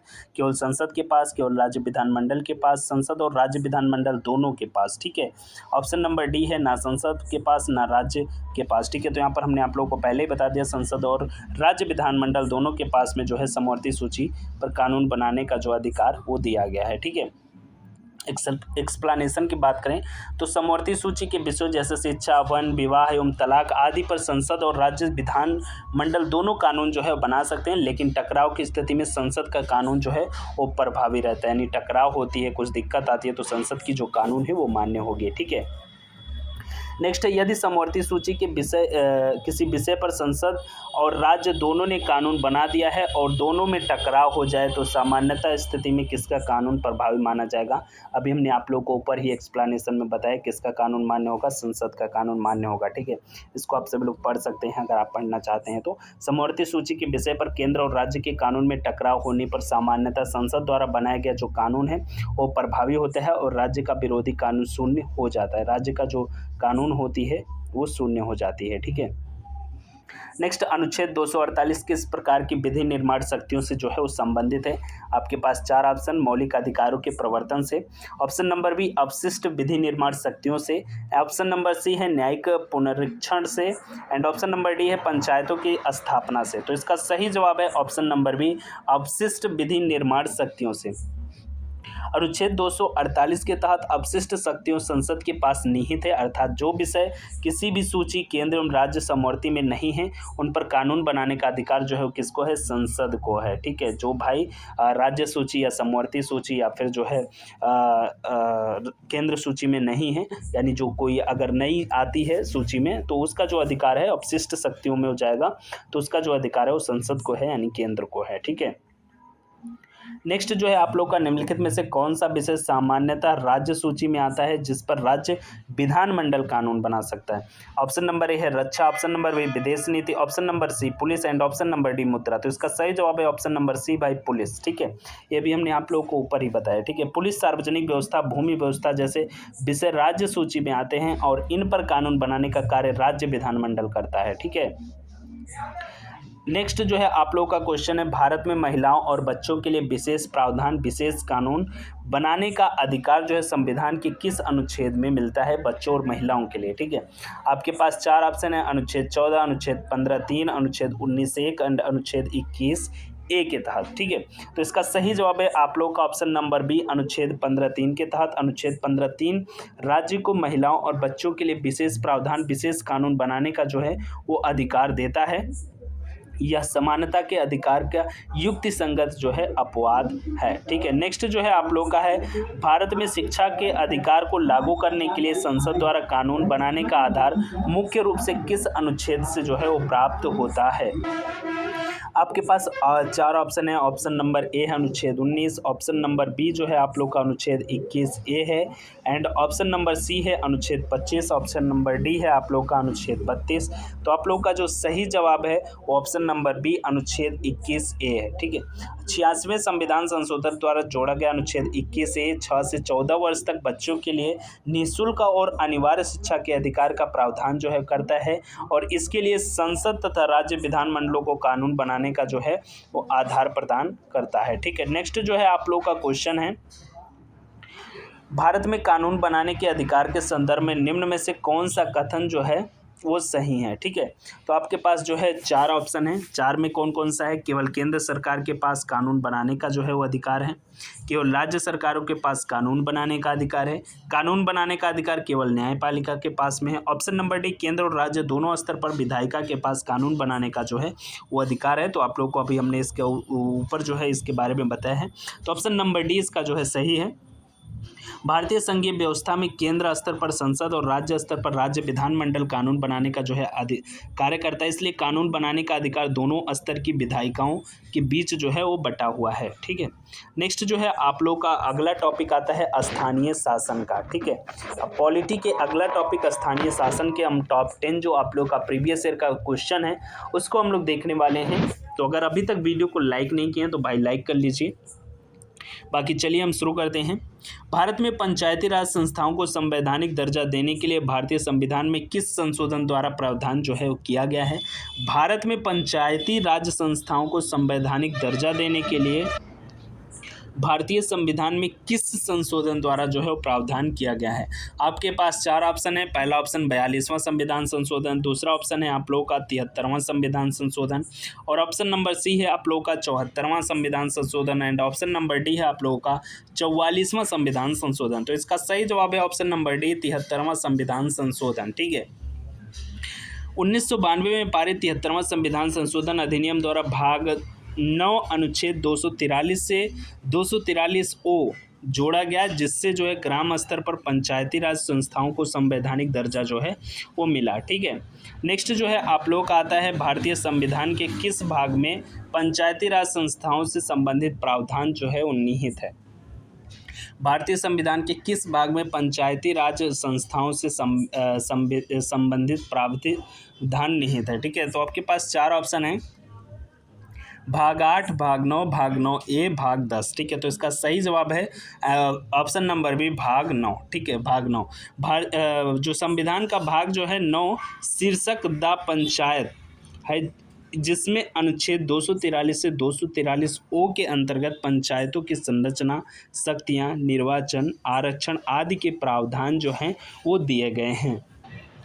दोस्तों अब नेक्स्ट क्वेश्चन की ओर चलते हैं। नेक्स्ट क्वेश्चन आप लोगों का है, भारत में नगर पालिकाओं से संबंधित संवैधानिक प्रावधान किस भाग में जो है वो दिया गया है नगर पालिकाओं के बारे में? ठीक है, तो भाग 9, भाग 9A, भाग 10, भाग 12। तो इसका सही जवाब है आप लोग का ऑप्शन नंबर बी, भाग 9A। ठीक है, अगर दोस्तों इसके एक्सप्लेनेशन के बारे में बात करें तो दिया गया है 74वें संविधान संशोधन अधिनियम 1992 द्वारा भाग 9A जोड़ा गया, जिसमें नगर पालिकाओं की संरचना, शक्तियों, कार्य तथा निर्वाचन संबंधी जो है वो प्रावधान निहित है। ठीक है, नेक्स्ट क्वेश्चन आप लोगों के सामने ओपन है भाई। नेक्स्ट क्वेश्चन है, अनुच्छेद 40 किस बात का निर्देश देता है? अनुच्छेद 40 किस बात का निर्देश देता है, यानी अनुच्छेद 40 में क्या है? समान नागरिक संहिता लागू करना, ग्राम पंचायतों का संगठन और उन्हें स्वशासन की इकाई बनाना, मुफ्त एवं अनिवार्य शिक्षा देना, पर्यावरण की रक्षा करना। तो इसका जो सही उत्तर है ऑप्शन नंबर बी, ग्राम पंचायतों का संगठन और उन्हें स्वशासन की इकाई बनाना।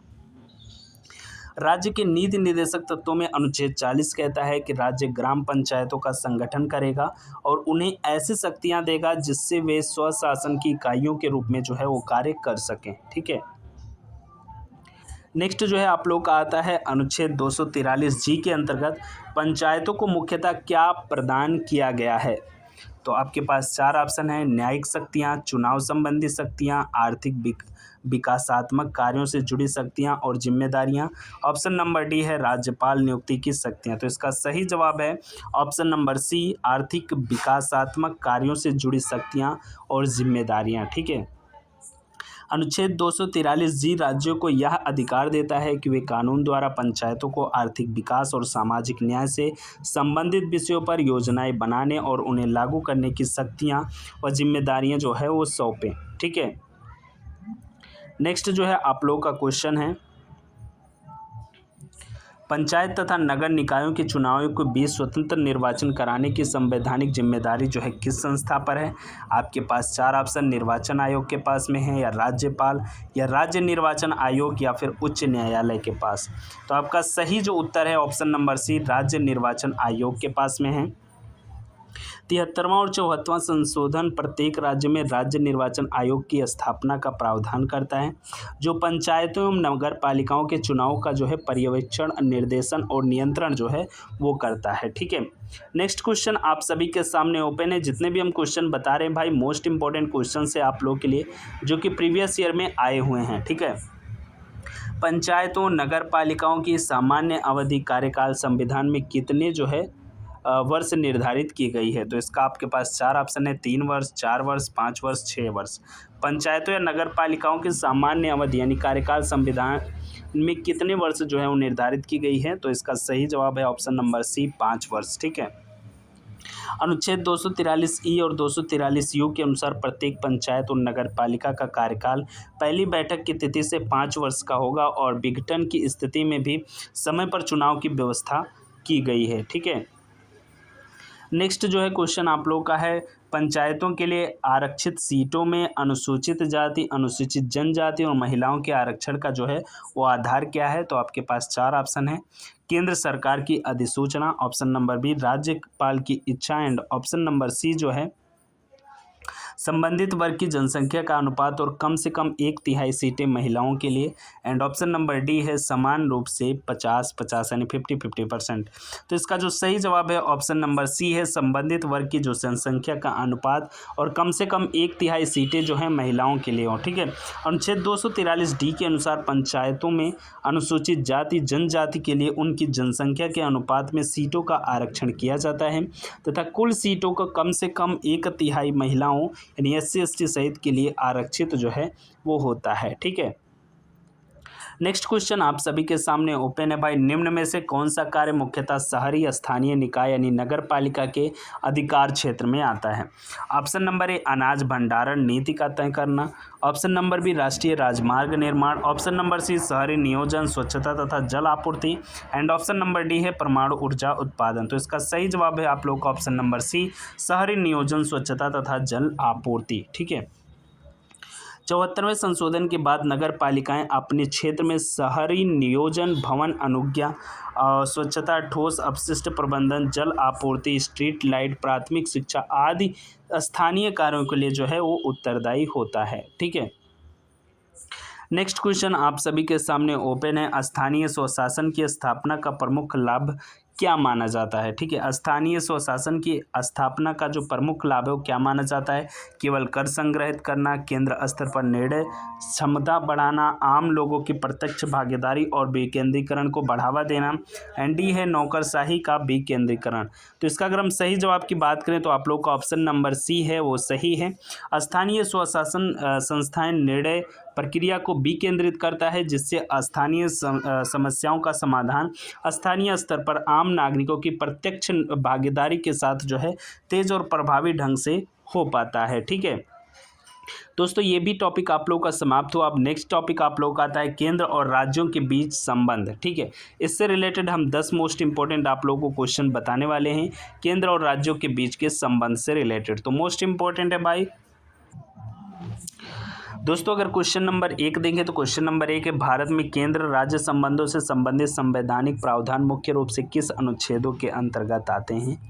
भारत में केंद्र राज्य संबंधों से संबंधित संवैधानिक प्रावधान मुख्य रूप से किस अनुच्छेदों के अंतर्गत आते हैं? आपके पास 4 ऑप्शन हैं, अनुच्छेद 152 से 237, अनुच्छेद 245 से 263, अनुच्छेद 280 से 293 एंड ऑप्शन नंबर डी अनुच्छेद 368 से 392। तो इसका सही जवाब है ऑप्शन नंबर बी अनुच्छेद 245 से 263। भारतीय संविधान में केंद्र राज्य संबंधों से संबंधित व्यवस्था को विधायी, प्रशासनिक और वित्तीय संबंधों में विभाजित कर अनुच्छेद 245 से 263 के बीच व्यवस्थित किया गया है। इन अनुच्छेदों के माध्यम से शक्तियों का वितरण कर संघीय ढांचे में संतुलन स्थापित किया जाता है। ठीक है, नेक्स्ट जो है आप लोगों का क्वेश्चन आप सभी के सामने ओपन है, भारत में केंद्र राज्य संबंधों की समीक्षा करने के लिए गठित सरकारिया आयोग की स्थापना कब की गई? ठीक है, तो आपके पास 4 ऑप्शन है, 1971, 1976, 1983, 1987। तो आपके पास सही जवाब है ऑप्शन नंबर सी 1983। सरकारिया आयोग की स्थापना जून 1983 में की गई थी, जिसका उद्देश्य केंद्र और राज्यों के बीच शक्तियों के संतुलन और संबंधों की समीक्षा करना। आयोग ने 27 अक्टूबर 1987 को अपनी रिपोर्ट तत्कालीन प्रधानमंत्री को प्रस्तुत जो है वो की थी। ठीक है। नेक्स्ट जो है आप लोग का आता है केंद्र राज्य संबंधों पर पहला राज्य स्तरीय स्टेट लेवल आयोग राजमन्नार समिति किस राज्य द्वारा गठित की गई थी। फिर से सुन लीजिए, केंद्र राज्य संबंधों पर पहला राज्य स्तरीय यानी स्टेट लेवल आयोग राजमन्नार समिति किस राज्य द्वारा गठित की गई थी। आपके पास 4 ऑप्शन है, कर्नाटक सरकार द्वारा, तमिलनाडु सरकार द्वारा, आंध्र प्रदेश सरकार द्वारा या केरल सरकार द्वारा। तो आपके पास सही जवाब है ऑप्शन नंबर बी, तमिलनाडु सरकार द्वारा। ठीक है। राजमन्नार समिति 1969 में तमिलनाडु सरकार द्वारा केंद्र राज्य संबंधों की समीक्षा के लिए गठित की गई थी। इस समिति ने संघीय ढांचे को मजबूत करने हेतु राज्यों के अधिकारों में वृद्धि का सुझाव जो है वो दिया था। ठीक है। तो दोस्तों अब नेक्स्ट जो है क्वेश्चन पर चलते हैं। नेक्स्ट क्वेश्चन आप सभी के सामने दिया गया है, केंद्र और राज्यों के बीच विधायी शक्तियों के बंटवारे से संबंधित विषयों की 3 सूचियां भारतीय संविधान की किस अनुसूची में जो है वो दी गई हैं। तो किस अनुसूची में भाई दी गई हैं, जो 3 जो है बांटा गया है आप लोग के 3 सूचियों में। ठीक है। तो प्रथम अनुसूची, 7वीं अनुसूची, 8वीं अनुसूची, 12वीं अनुसूची जो है आपके पास 4 ऑप्शन है। तो आपका जो सही जवाब है वो 7वीं अनुसूची में जो है आप लोग का दिया गया है। कौन कौन से, एक राज्य सूची है, एक आप लोग का केंद्र सूची है या फिर संघ सूची आप लोग जिसको बोल सकते हैं, और एक है जो है आप लोग का समवर्ती सूची। ठीक है। भारतीय संविधान की 7वीं अनुसूची में संघ सूची, राज्य सूची और समवर्ती सूची के रूप में विषयों का वर्गीकरण किया गया है। इन्हीं सूचियों के माध्यम से केंद्र और राज्यों के बीच विधायी क्षेत्राधिकार का स्पष्ट विभाजन जो है वो किया गया है। नेक्स्ट क्वेश्चन आप सभी के सामने ओपन है भाई। नेक्स्ट क्वेश्चन है, केंद्र और राज्यों के बीच वित्तीय शक्तियों पर सिफारिश देने हेतु संविधान में किस निकाय का प्रावधान किया गया है। केंद्र और राज्यों के बीच वित्तीय संबंधों पर सिफारिश देने हेतु संविधान में किस निकाय का जो है वो प्रावधान किया गया है।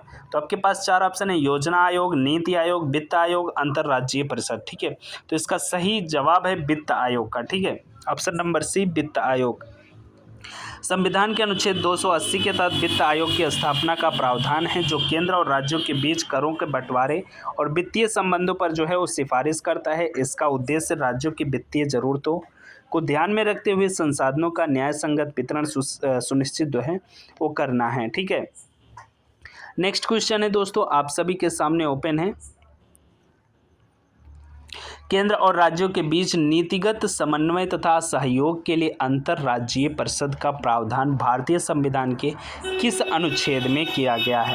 केंद्र और राज्यों के बीच नीतिगत समन्वय तथा सहयोग के लिए अंतर्राज्यीय परिषद का प्रावधान भारतीय संविधान में किस अनुच्छेद में जो है वो किया गया है। आप सभी के सामने 4 ऑप्शन है। 4 ऑप्शन कौन कौन से हैं, अनुच्छेद 249, 252, 263, 356।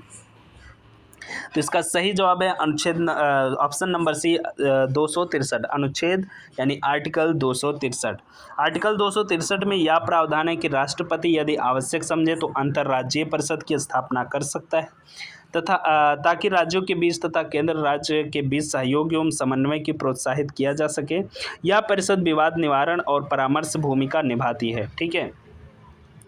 नेक्स्ट क्वेश्चन है आप लोगों के सामने, निम्न में से कौन सा केंद्र और राज्यों के बीच विधायी संबंधों का पक्ष यानी एस्पेक्ट नहीं है जैसा कि संविधान में वर्णित है। आपके पास 4 ऑप्शन है, केंद्रीय व राज्य कानूनों का क्षेत्रीय विस्तार, ऑप्शन नंबर बी विधायी विषयों का वितरण, ऑप्शन नंबर सी राज्य क्षेत्र में संसद की कानून बनाने की शक्ति, एंड ऑप्शन नंबर डी है पंचायतों के चुनाव क्षेत्र निर्धारण।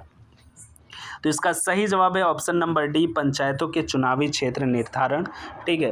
केंद्र राज्य विधायी संबंधों के 4 प्रमुख पक्ष बताए जाते हैं, कानूनों का क्षेत्रीय विस्तार, विषयों का वितरण, विशेष परिस्थितियों में राज्य क्षेत्र में संसद की शक्ति और राज्य विधि पर केंद्र का नियंत्रण, पंचायतों के चुनावी क्षेत्रों का निर्धारण स्थानीय स्वशासन से संबंधित है, न कि केंद्र राज्य विधायी संबंधों के मूल पहलू से। ठीक है।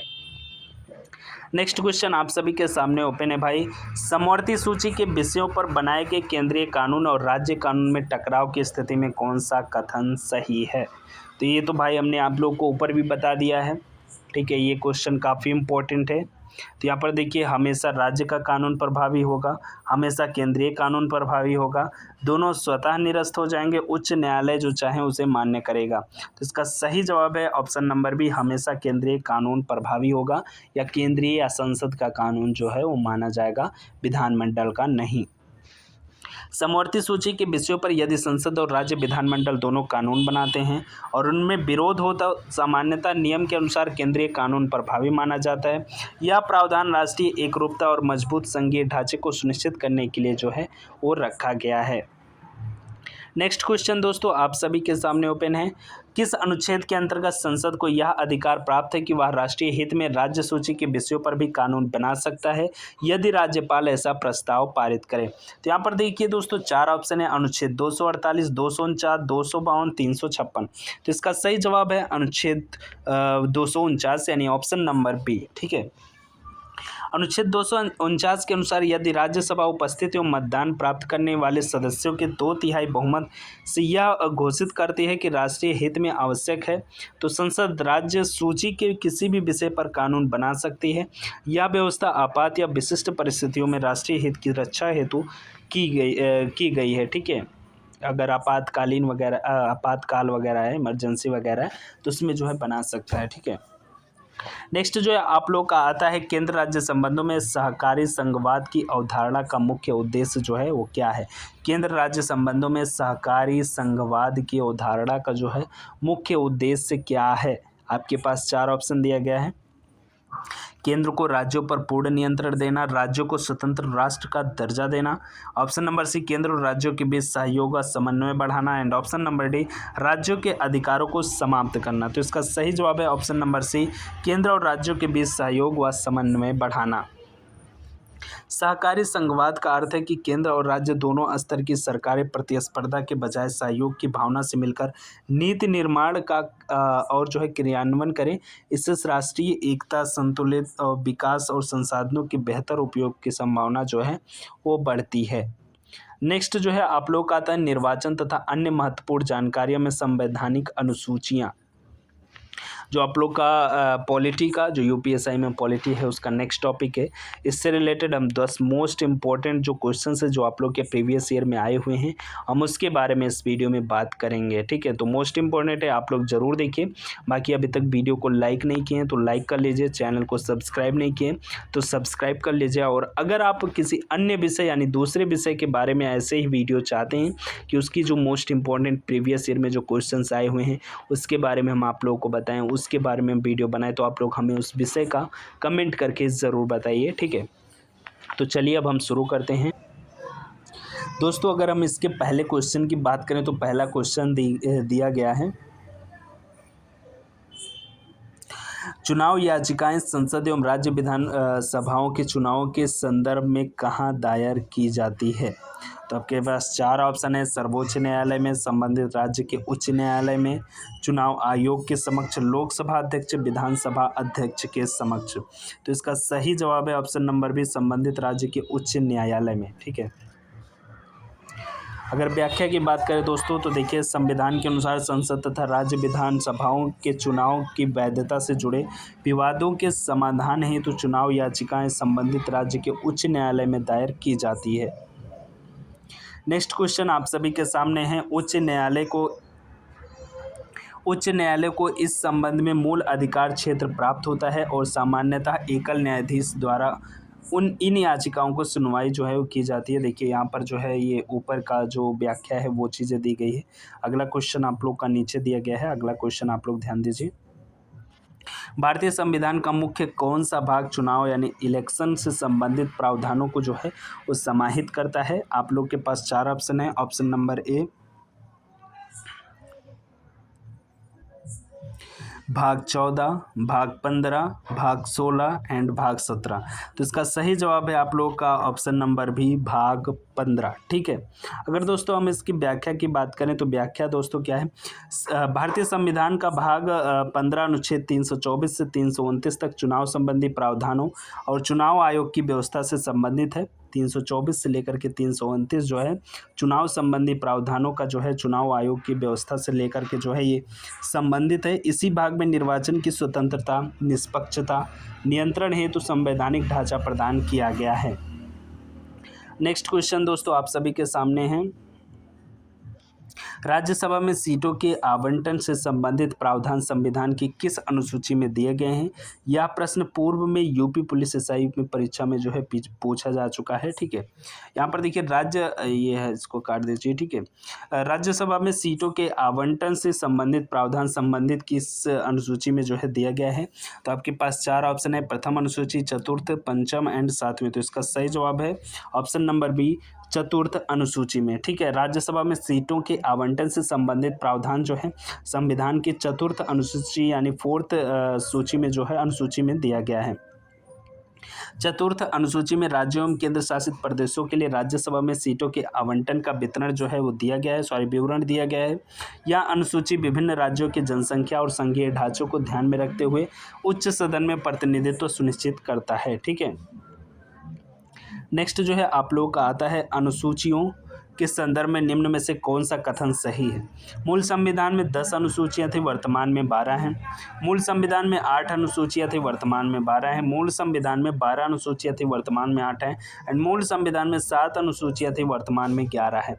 तो दोस्तों इसका सही जवाब है ऑप्शन नंबर बी, मूल संविधान जब बना था तो उस समय 8 अनुसूचियां थी, प्रेजेंट टाइम में जो है 12 अनुसूचियां हैं। ठीक है, 4 अनुसूची जो है बढ़ चुकी है आप लोग का संविधान संशोधन हो करके। ठीक है, 1950 में लागू मूल भारतीय संविधान में 8 अनुसूचियां शामिल थी। अनुक्रमित संवैधानिक संशोधनों के माध्यम से नई अनुसूचियां जोड़ी गई और वर्तमान में कुल जो है कितनी अनुसूचियां हैं? 12 अनुसूचियां हैं। ठीक है, संविधान में। नेक्स्ट जो है आप लोग का क्वेश्चन आता है, भारतीय संविधान की कौन सी अनुसूची राज्यों एवं केंद्र शासित प्रदेशों की सूची से संबंधित है? तो ये भाई आप लोग का कौन सा अनुसूची है? प्रथम अनुसूची, द्वितीय अनुसूची, चतुर्थ अनुसूची, नवम अनुसूची। ठीक है, भारतीय संविधान में कौन सा अनुसूची राज्यों एवं केंद्र शासित प्रदेशों की सूची से संबंधित है? ठीक है, list of state and union territory.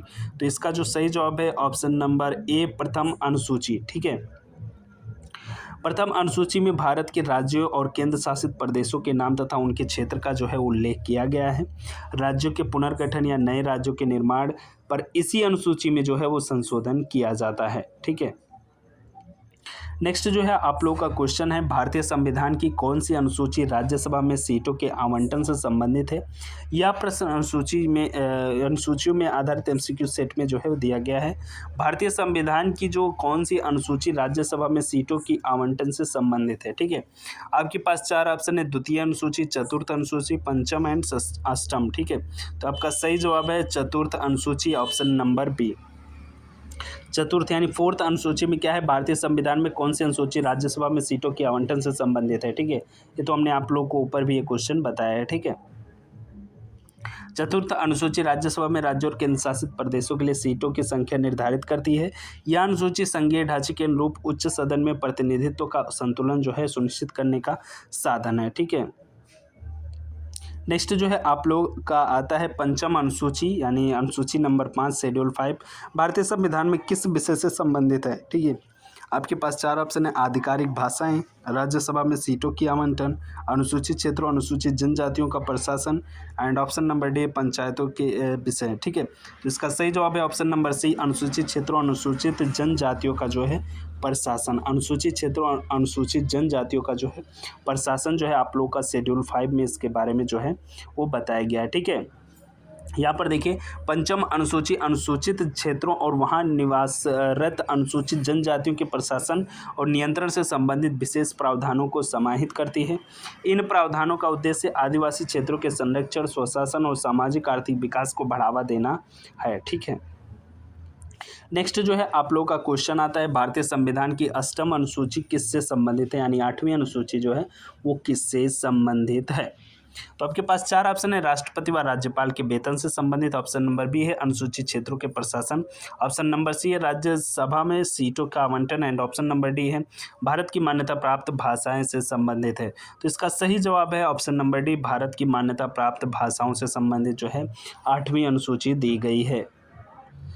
दोस्तों अगर इसके एक्सप्लेनेशन की बात करें तो जो 8वीं अनुसूची में भारत की मान्यता प्राप्त भाषाओं की सूची जो है वो दी गई है। समय समय पर संवैधानिक संशोधनों द्वारा नई भाषाएं जोड़कर इस अनुसूची का जो है वो विस्तार किया गया है। नई और आप सभी लोग कमेंट करके बताइए कि प्रेजेंट टाइम में जो है अनुसूची में कितनी, जो 8वीं अनुसूची है उसमें कितनी भारतीय भाषाएँ इस समय जो है दी गई हैं, कितनी भारतीय भाषाएँ हैं, ठीक है, कितनी भाषाएं दी गई हैं।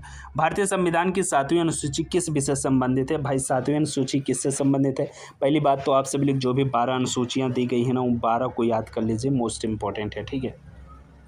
तो आपके पास 4 ऑप्शन है: राष्ट्रपति, उपराष्ट्रपति, स्पीकर आदि के वेतन भत्ते, पंचायतों के विषय के बारे में, संघ सूची, राज्य सूची और समवर्ती सूची के माध्यम से विधायी विषयों के विभाजन से संबंधित है, राजमार्गों और राष्ट्रीय स्मारकों से संबंधित है। कौन सी 7वीं अनुसूची जो है आप लोग का? ऑप्शन नंबर सी, संघ सूची, राज्य सूची और समवर्ती सूची के माध्यम से विधायी विषयों के विभाजन से जो है वो संबंधित है। यहाँ पर देखिए आप लोग का व्याख्या दी गई है। व्याख्या में क्या है चलिए देख लेते हैं। 7वीं अनुसूची में संघ सूची, राज्य सूची और समवर्ती सूची के माध्यम से केंद्र और राज्यों के बीच विधायी विषयों का 3 स्तरीय बंटवारा जो है वो किया गया है। संघ सूची में राष्ट्रीय महत्व के विषय, राज्य सूची में क्षेत्रीय महत्व के विषय तथा समवर्ती सूची में साझा विषय, यानी दोनों, जो राज्य सूची और जिस पर राज्य भी कानून बना सकता है और केंद्र भी कानून बना सकता है, वो दिया गया है समवर्ती सूची में, ठीक है। नेक्स्ट दोस्तों आता है नेक्स्ट क्वेश्चन आप लोगों का, ग्राम पंचायतों से संबंधित शक्तियां, अधिकार और दायित्व भारतीय संविधान की किस अनुसूची में जो है वर्णित है? ग्राम पंचायतों में संबंधित शक्तियां या अधिकार और दायित्व जो है वो भारतीय संविधान की किस अनुसूची में वर्णित है? आपके पास 4 ऑप्शन है: 10वीं, 11वीं, 12वीं या 5वीं अनुसूची में, ठीक है। तो आपका जो सही जवाब है भाई 11वीं अनुसूची में ग्राम पंचायत के बारे में किस में दिया गया है? 11वीं अनुसूची में जो है जानकारी दी गई है। 73वें संविधान संशोधन अधिनियम 1992 द्वारा 11वीं अनुसूची जोड़ी गई, जिसमें पंचायतों से संबंधित 29 विषय की जो है वो सूची दी गई है। यह अनुसूची ग्रामीण स्तर पर स्वशासन विकास कार्यक्रमों के क्रियान्वयन और स्थानीय भागीदारी और संवैधानिक आधार पर जो है वो प्रदान करती है, ठीक है। नेक्स्ट जो है आप लोग का आता है अखिल भारतीय सेवाएं एवं उनकी चयन पद्धति, ठीक है। ये आप लोग का शायद लास्ट टॉपिक है, ठीक है। आप सभी लोग सिलेबस देख लीजिएगा, ये आप लोग के साथ पॉलिटी का लास्ट टॉपिक दिया गया है, और भी आप लोग के पॉलिटी के टॉपिक से जो है क्वेश्चन आ सकते हैं, क्योंकि लास्ट में इत्यादि आदि भी लिखा गया है, ठीक है। फिलहाल जितने टॉपिक्स दिए गए हैं वो मोस्ट इंपॉर्टेंट है, उससे तो ज़रूर आएंगे, ठीक है। तो आप सभी लोग के लिए इससे रिलेटेड हम 10 क्वेश्चन जो आप लोग के प्रीवियस ईयर में पूछे गए हैं उसके बारे में हम आगे चलिए देखते हैं। बाकी हम फिर से वही कहेंगे कि जितने लोग अभी तक भाई सब्सक्राइब नहीं किए वे लोग सब्सक्राइब कर लीजिए और इस वीडियो को लाइक ज़रूर कर लीजिएगा, ठीक है। तो चलिए अगर हम बात कर लेते हैं पहले क्वेश्चन की, तो अखिल भारतीय सेवाओं की नियुक्तियां किसके द्वारा की जाती हैं? आपके पास 4 ऑप्शन है: प्रधानमंत्री, राष्ट्रपति, उपराष्ट्रपति या लोकसभा अध्यक्ष के माध्यम से, ठीक है। तो इसका सही जवाब है आप लोग का राष्ट्रपति के माध्यम से। भारतीय संविधान के अनुच्छेद 312 के तहत अखिल भारतीय सेवाएं IAS, IPS, IFS इत्यादि के लिए नियुक्ति औपचारिक रूप से राष्ट्रपति द्वारा जो है वो किया जाता है, ठीक है। नेक्स्ट जो है क्या होता है, अखिल भारतीय सेवाओं में भर्ती मुख्य रूप से किस परीक्षा के माध्यम से जो है की जाती है? तो UPSC के बारे में आप लोग को अच्छे से पता होगा, ठीक है। क्या है? संघ लोक सेवा आयोग की सिविल परीक्षा, ठीक है। स्टाफ सिलेक्शन कमीशन यानी SSC ऊपर दिया गया है, उसके बाद UPSC राज्य लोक सेवा आयोग परीक्षा, फिर बैंकिंग कार्मिक चयन आयोग, ठीक है। तो इसका सही ऑप्शन है ऑप्शन नंबर बी, संघ लोक सेवा आयोग की सिविल सेवा परीक्षा, ठीक है। IAS, IPS, IFS जैसे अखिल भारतीय सेवा।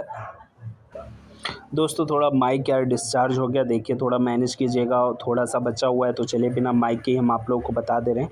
देन आप लोग को नेक्स्ट वीडियो में माइक यार थोड़ा चार्ज करके जो है हम आप लोगों को बताएंगे, तो थोड़े से के लिए कि फिर अब क्या चार्जिंग पे लगाएं, उसके बाद में हम आप लोग का जो क्लास है फिर बाद में रिकॉर्ड करें। ये सब चीज़ें छोड़िए, पहले आप लोग ध्यान दीजिए, थोड़ा सा मैनेज कीजिएगा, ठीक है। तो हम थे कहाँ थे हम, और राष्ट्रपति, ठीक है। ये था अखिल भारतीय सेवाओं में भर्ती मुख्य रूप से किस परीक्षा के माध्यम से की जाती है? हमने आप लोगों को बता दिया UPSC के माध्यम से जो है की जाती है।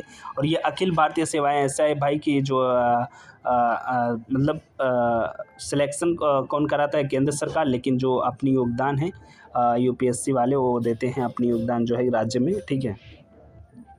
संघ लोक सेवा आयोग, हमने आप लोगों को IAS IPS IFS जैसे अखिल भारतीय सेवा अधिकारियों की भर्ती संघ लोक सेवा आयोग द्वारा आयोजित सिविल सेवा परीक्षा वन सेवा परीक्षा के माध्यम से योग्यता आधारित चयन से जो है वो की जाती है। ठीक है, नेक्स्ट क्वेश्चन आप लोगों का आता है, निम्न में से कौन सी सेवा अखिल भारतीय सेवा के अंतर्गत आती है? भारतीय राजस्व सेवा, ठीक है, भारतीय लेखा एवं लेखा परीक्षा सेवा, भारतीय प्रशासनिक सेवा, एंड डी भारतीय विदेश सेवा। तो इसका सही जवाब है ऑप्शन नंबर सी, भारतीय प्रशासनिक सेवा जो है वो अखिल भारतीय सेवा के अंतर्गत आती है।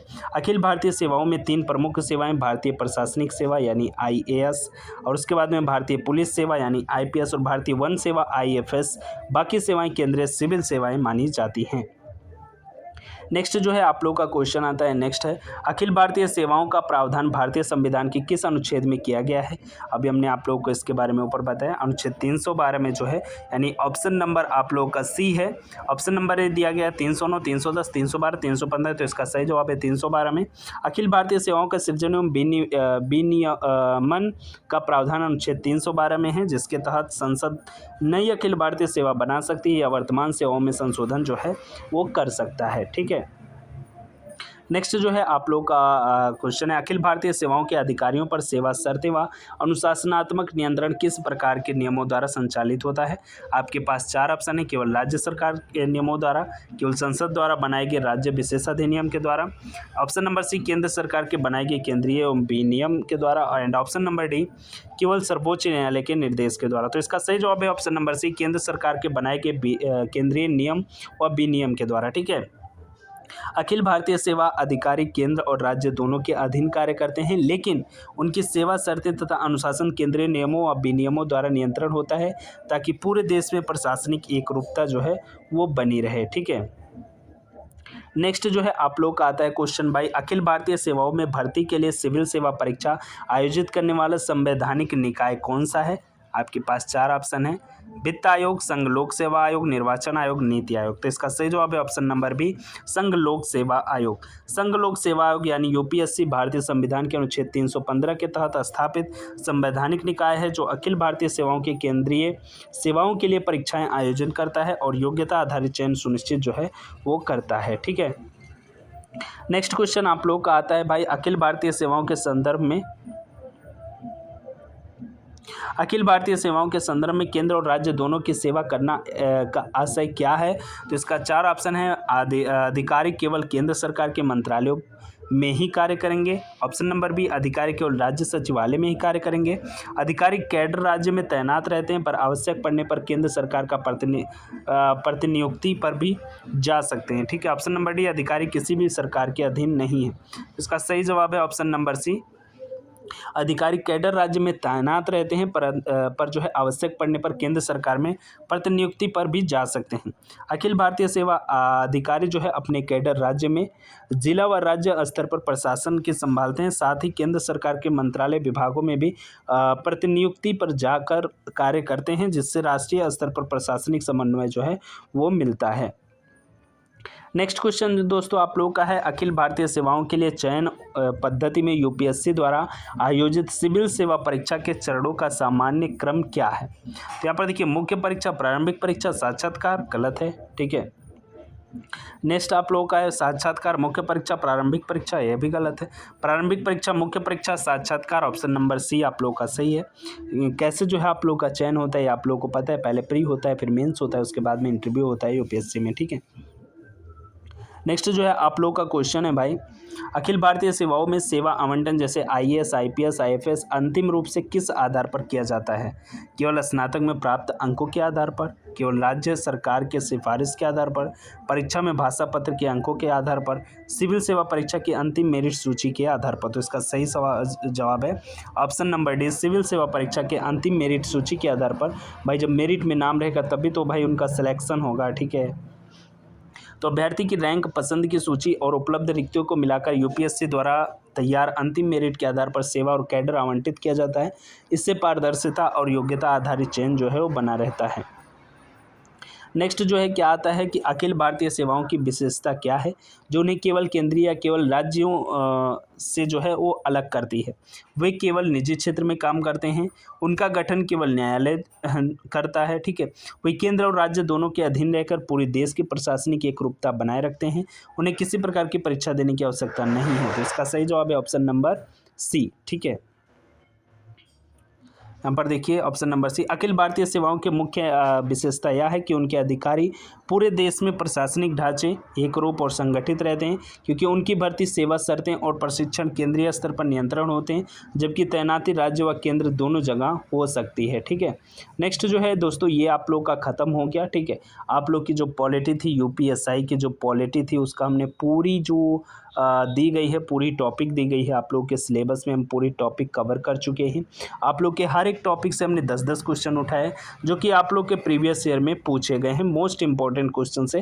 तो ये आप लोग ज़रूर पढ़ के जाइएगा। बाकी ये वीडियो आप लोगों को कैसा लगे कमेंट करके बताइए।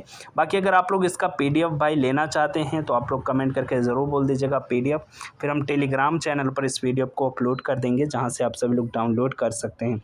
तो दोस्तों ये आप लोग को लेक्चर, ये आप लोग को कैसा लगा? अगर ऐसे ही आप लोग मैराथन जो है और भी सब्जेक्ट का चाहते हैं कि 10-10 जो प्रीवियस ईयर में जो क्वेश्चंस आए हुए हैं, सिर्फ वही उसी टॉपिक से जो टॉपिक्स दिए गए हैं उस टॉपिक से हम आप लोगों को बताएं विथ व्याख्या यानी कि एक्सप्लेनेशन। तो आप सभी लोग कमेंट करके ज़रूर बताइए। बाकी ये वीडियो आप लोग कैसा लगा फीडबैक ज़रूर दीजिएगा। मिलते हैं हम आपसे नेक्स्ट वीडियो में किस नेक्स्ट जानकारी अपडेट के साथ। तब तक के लिए बाय, जय हिंद।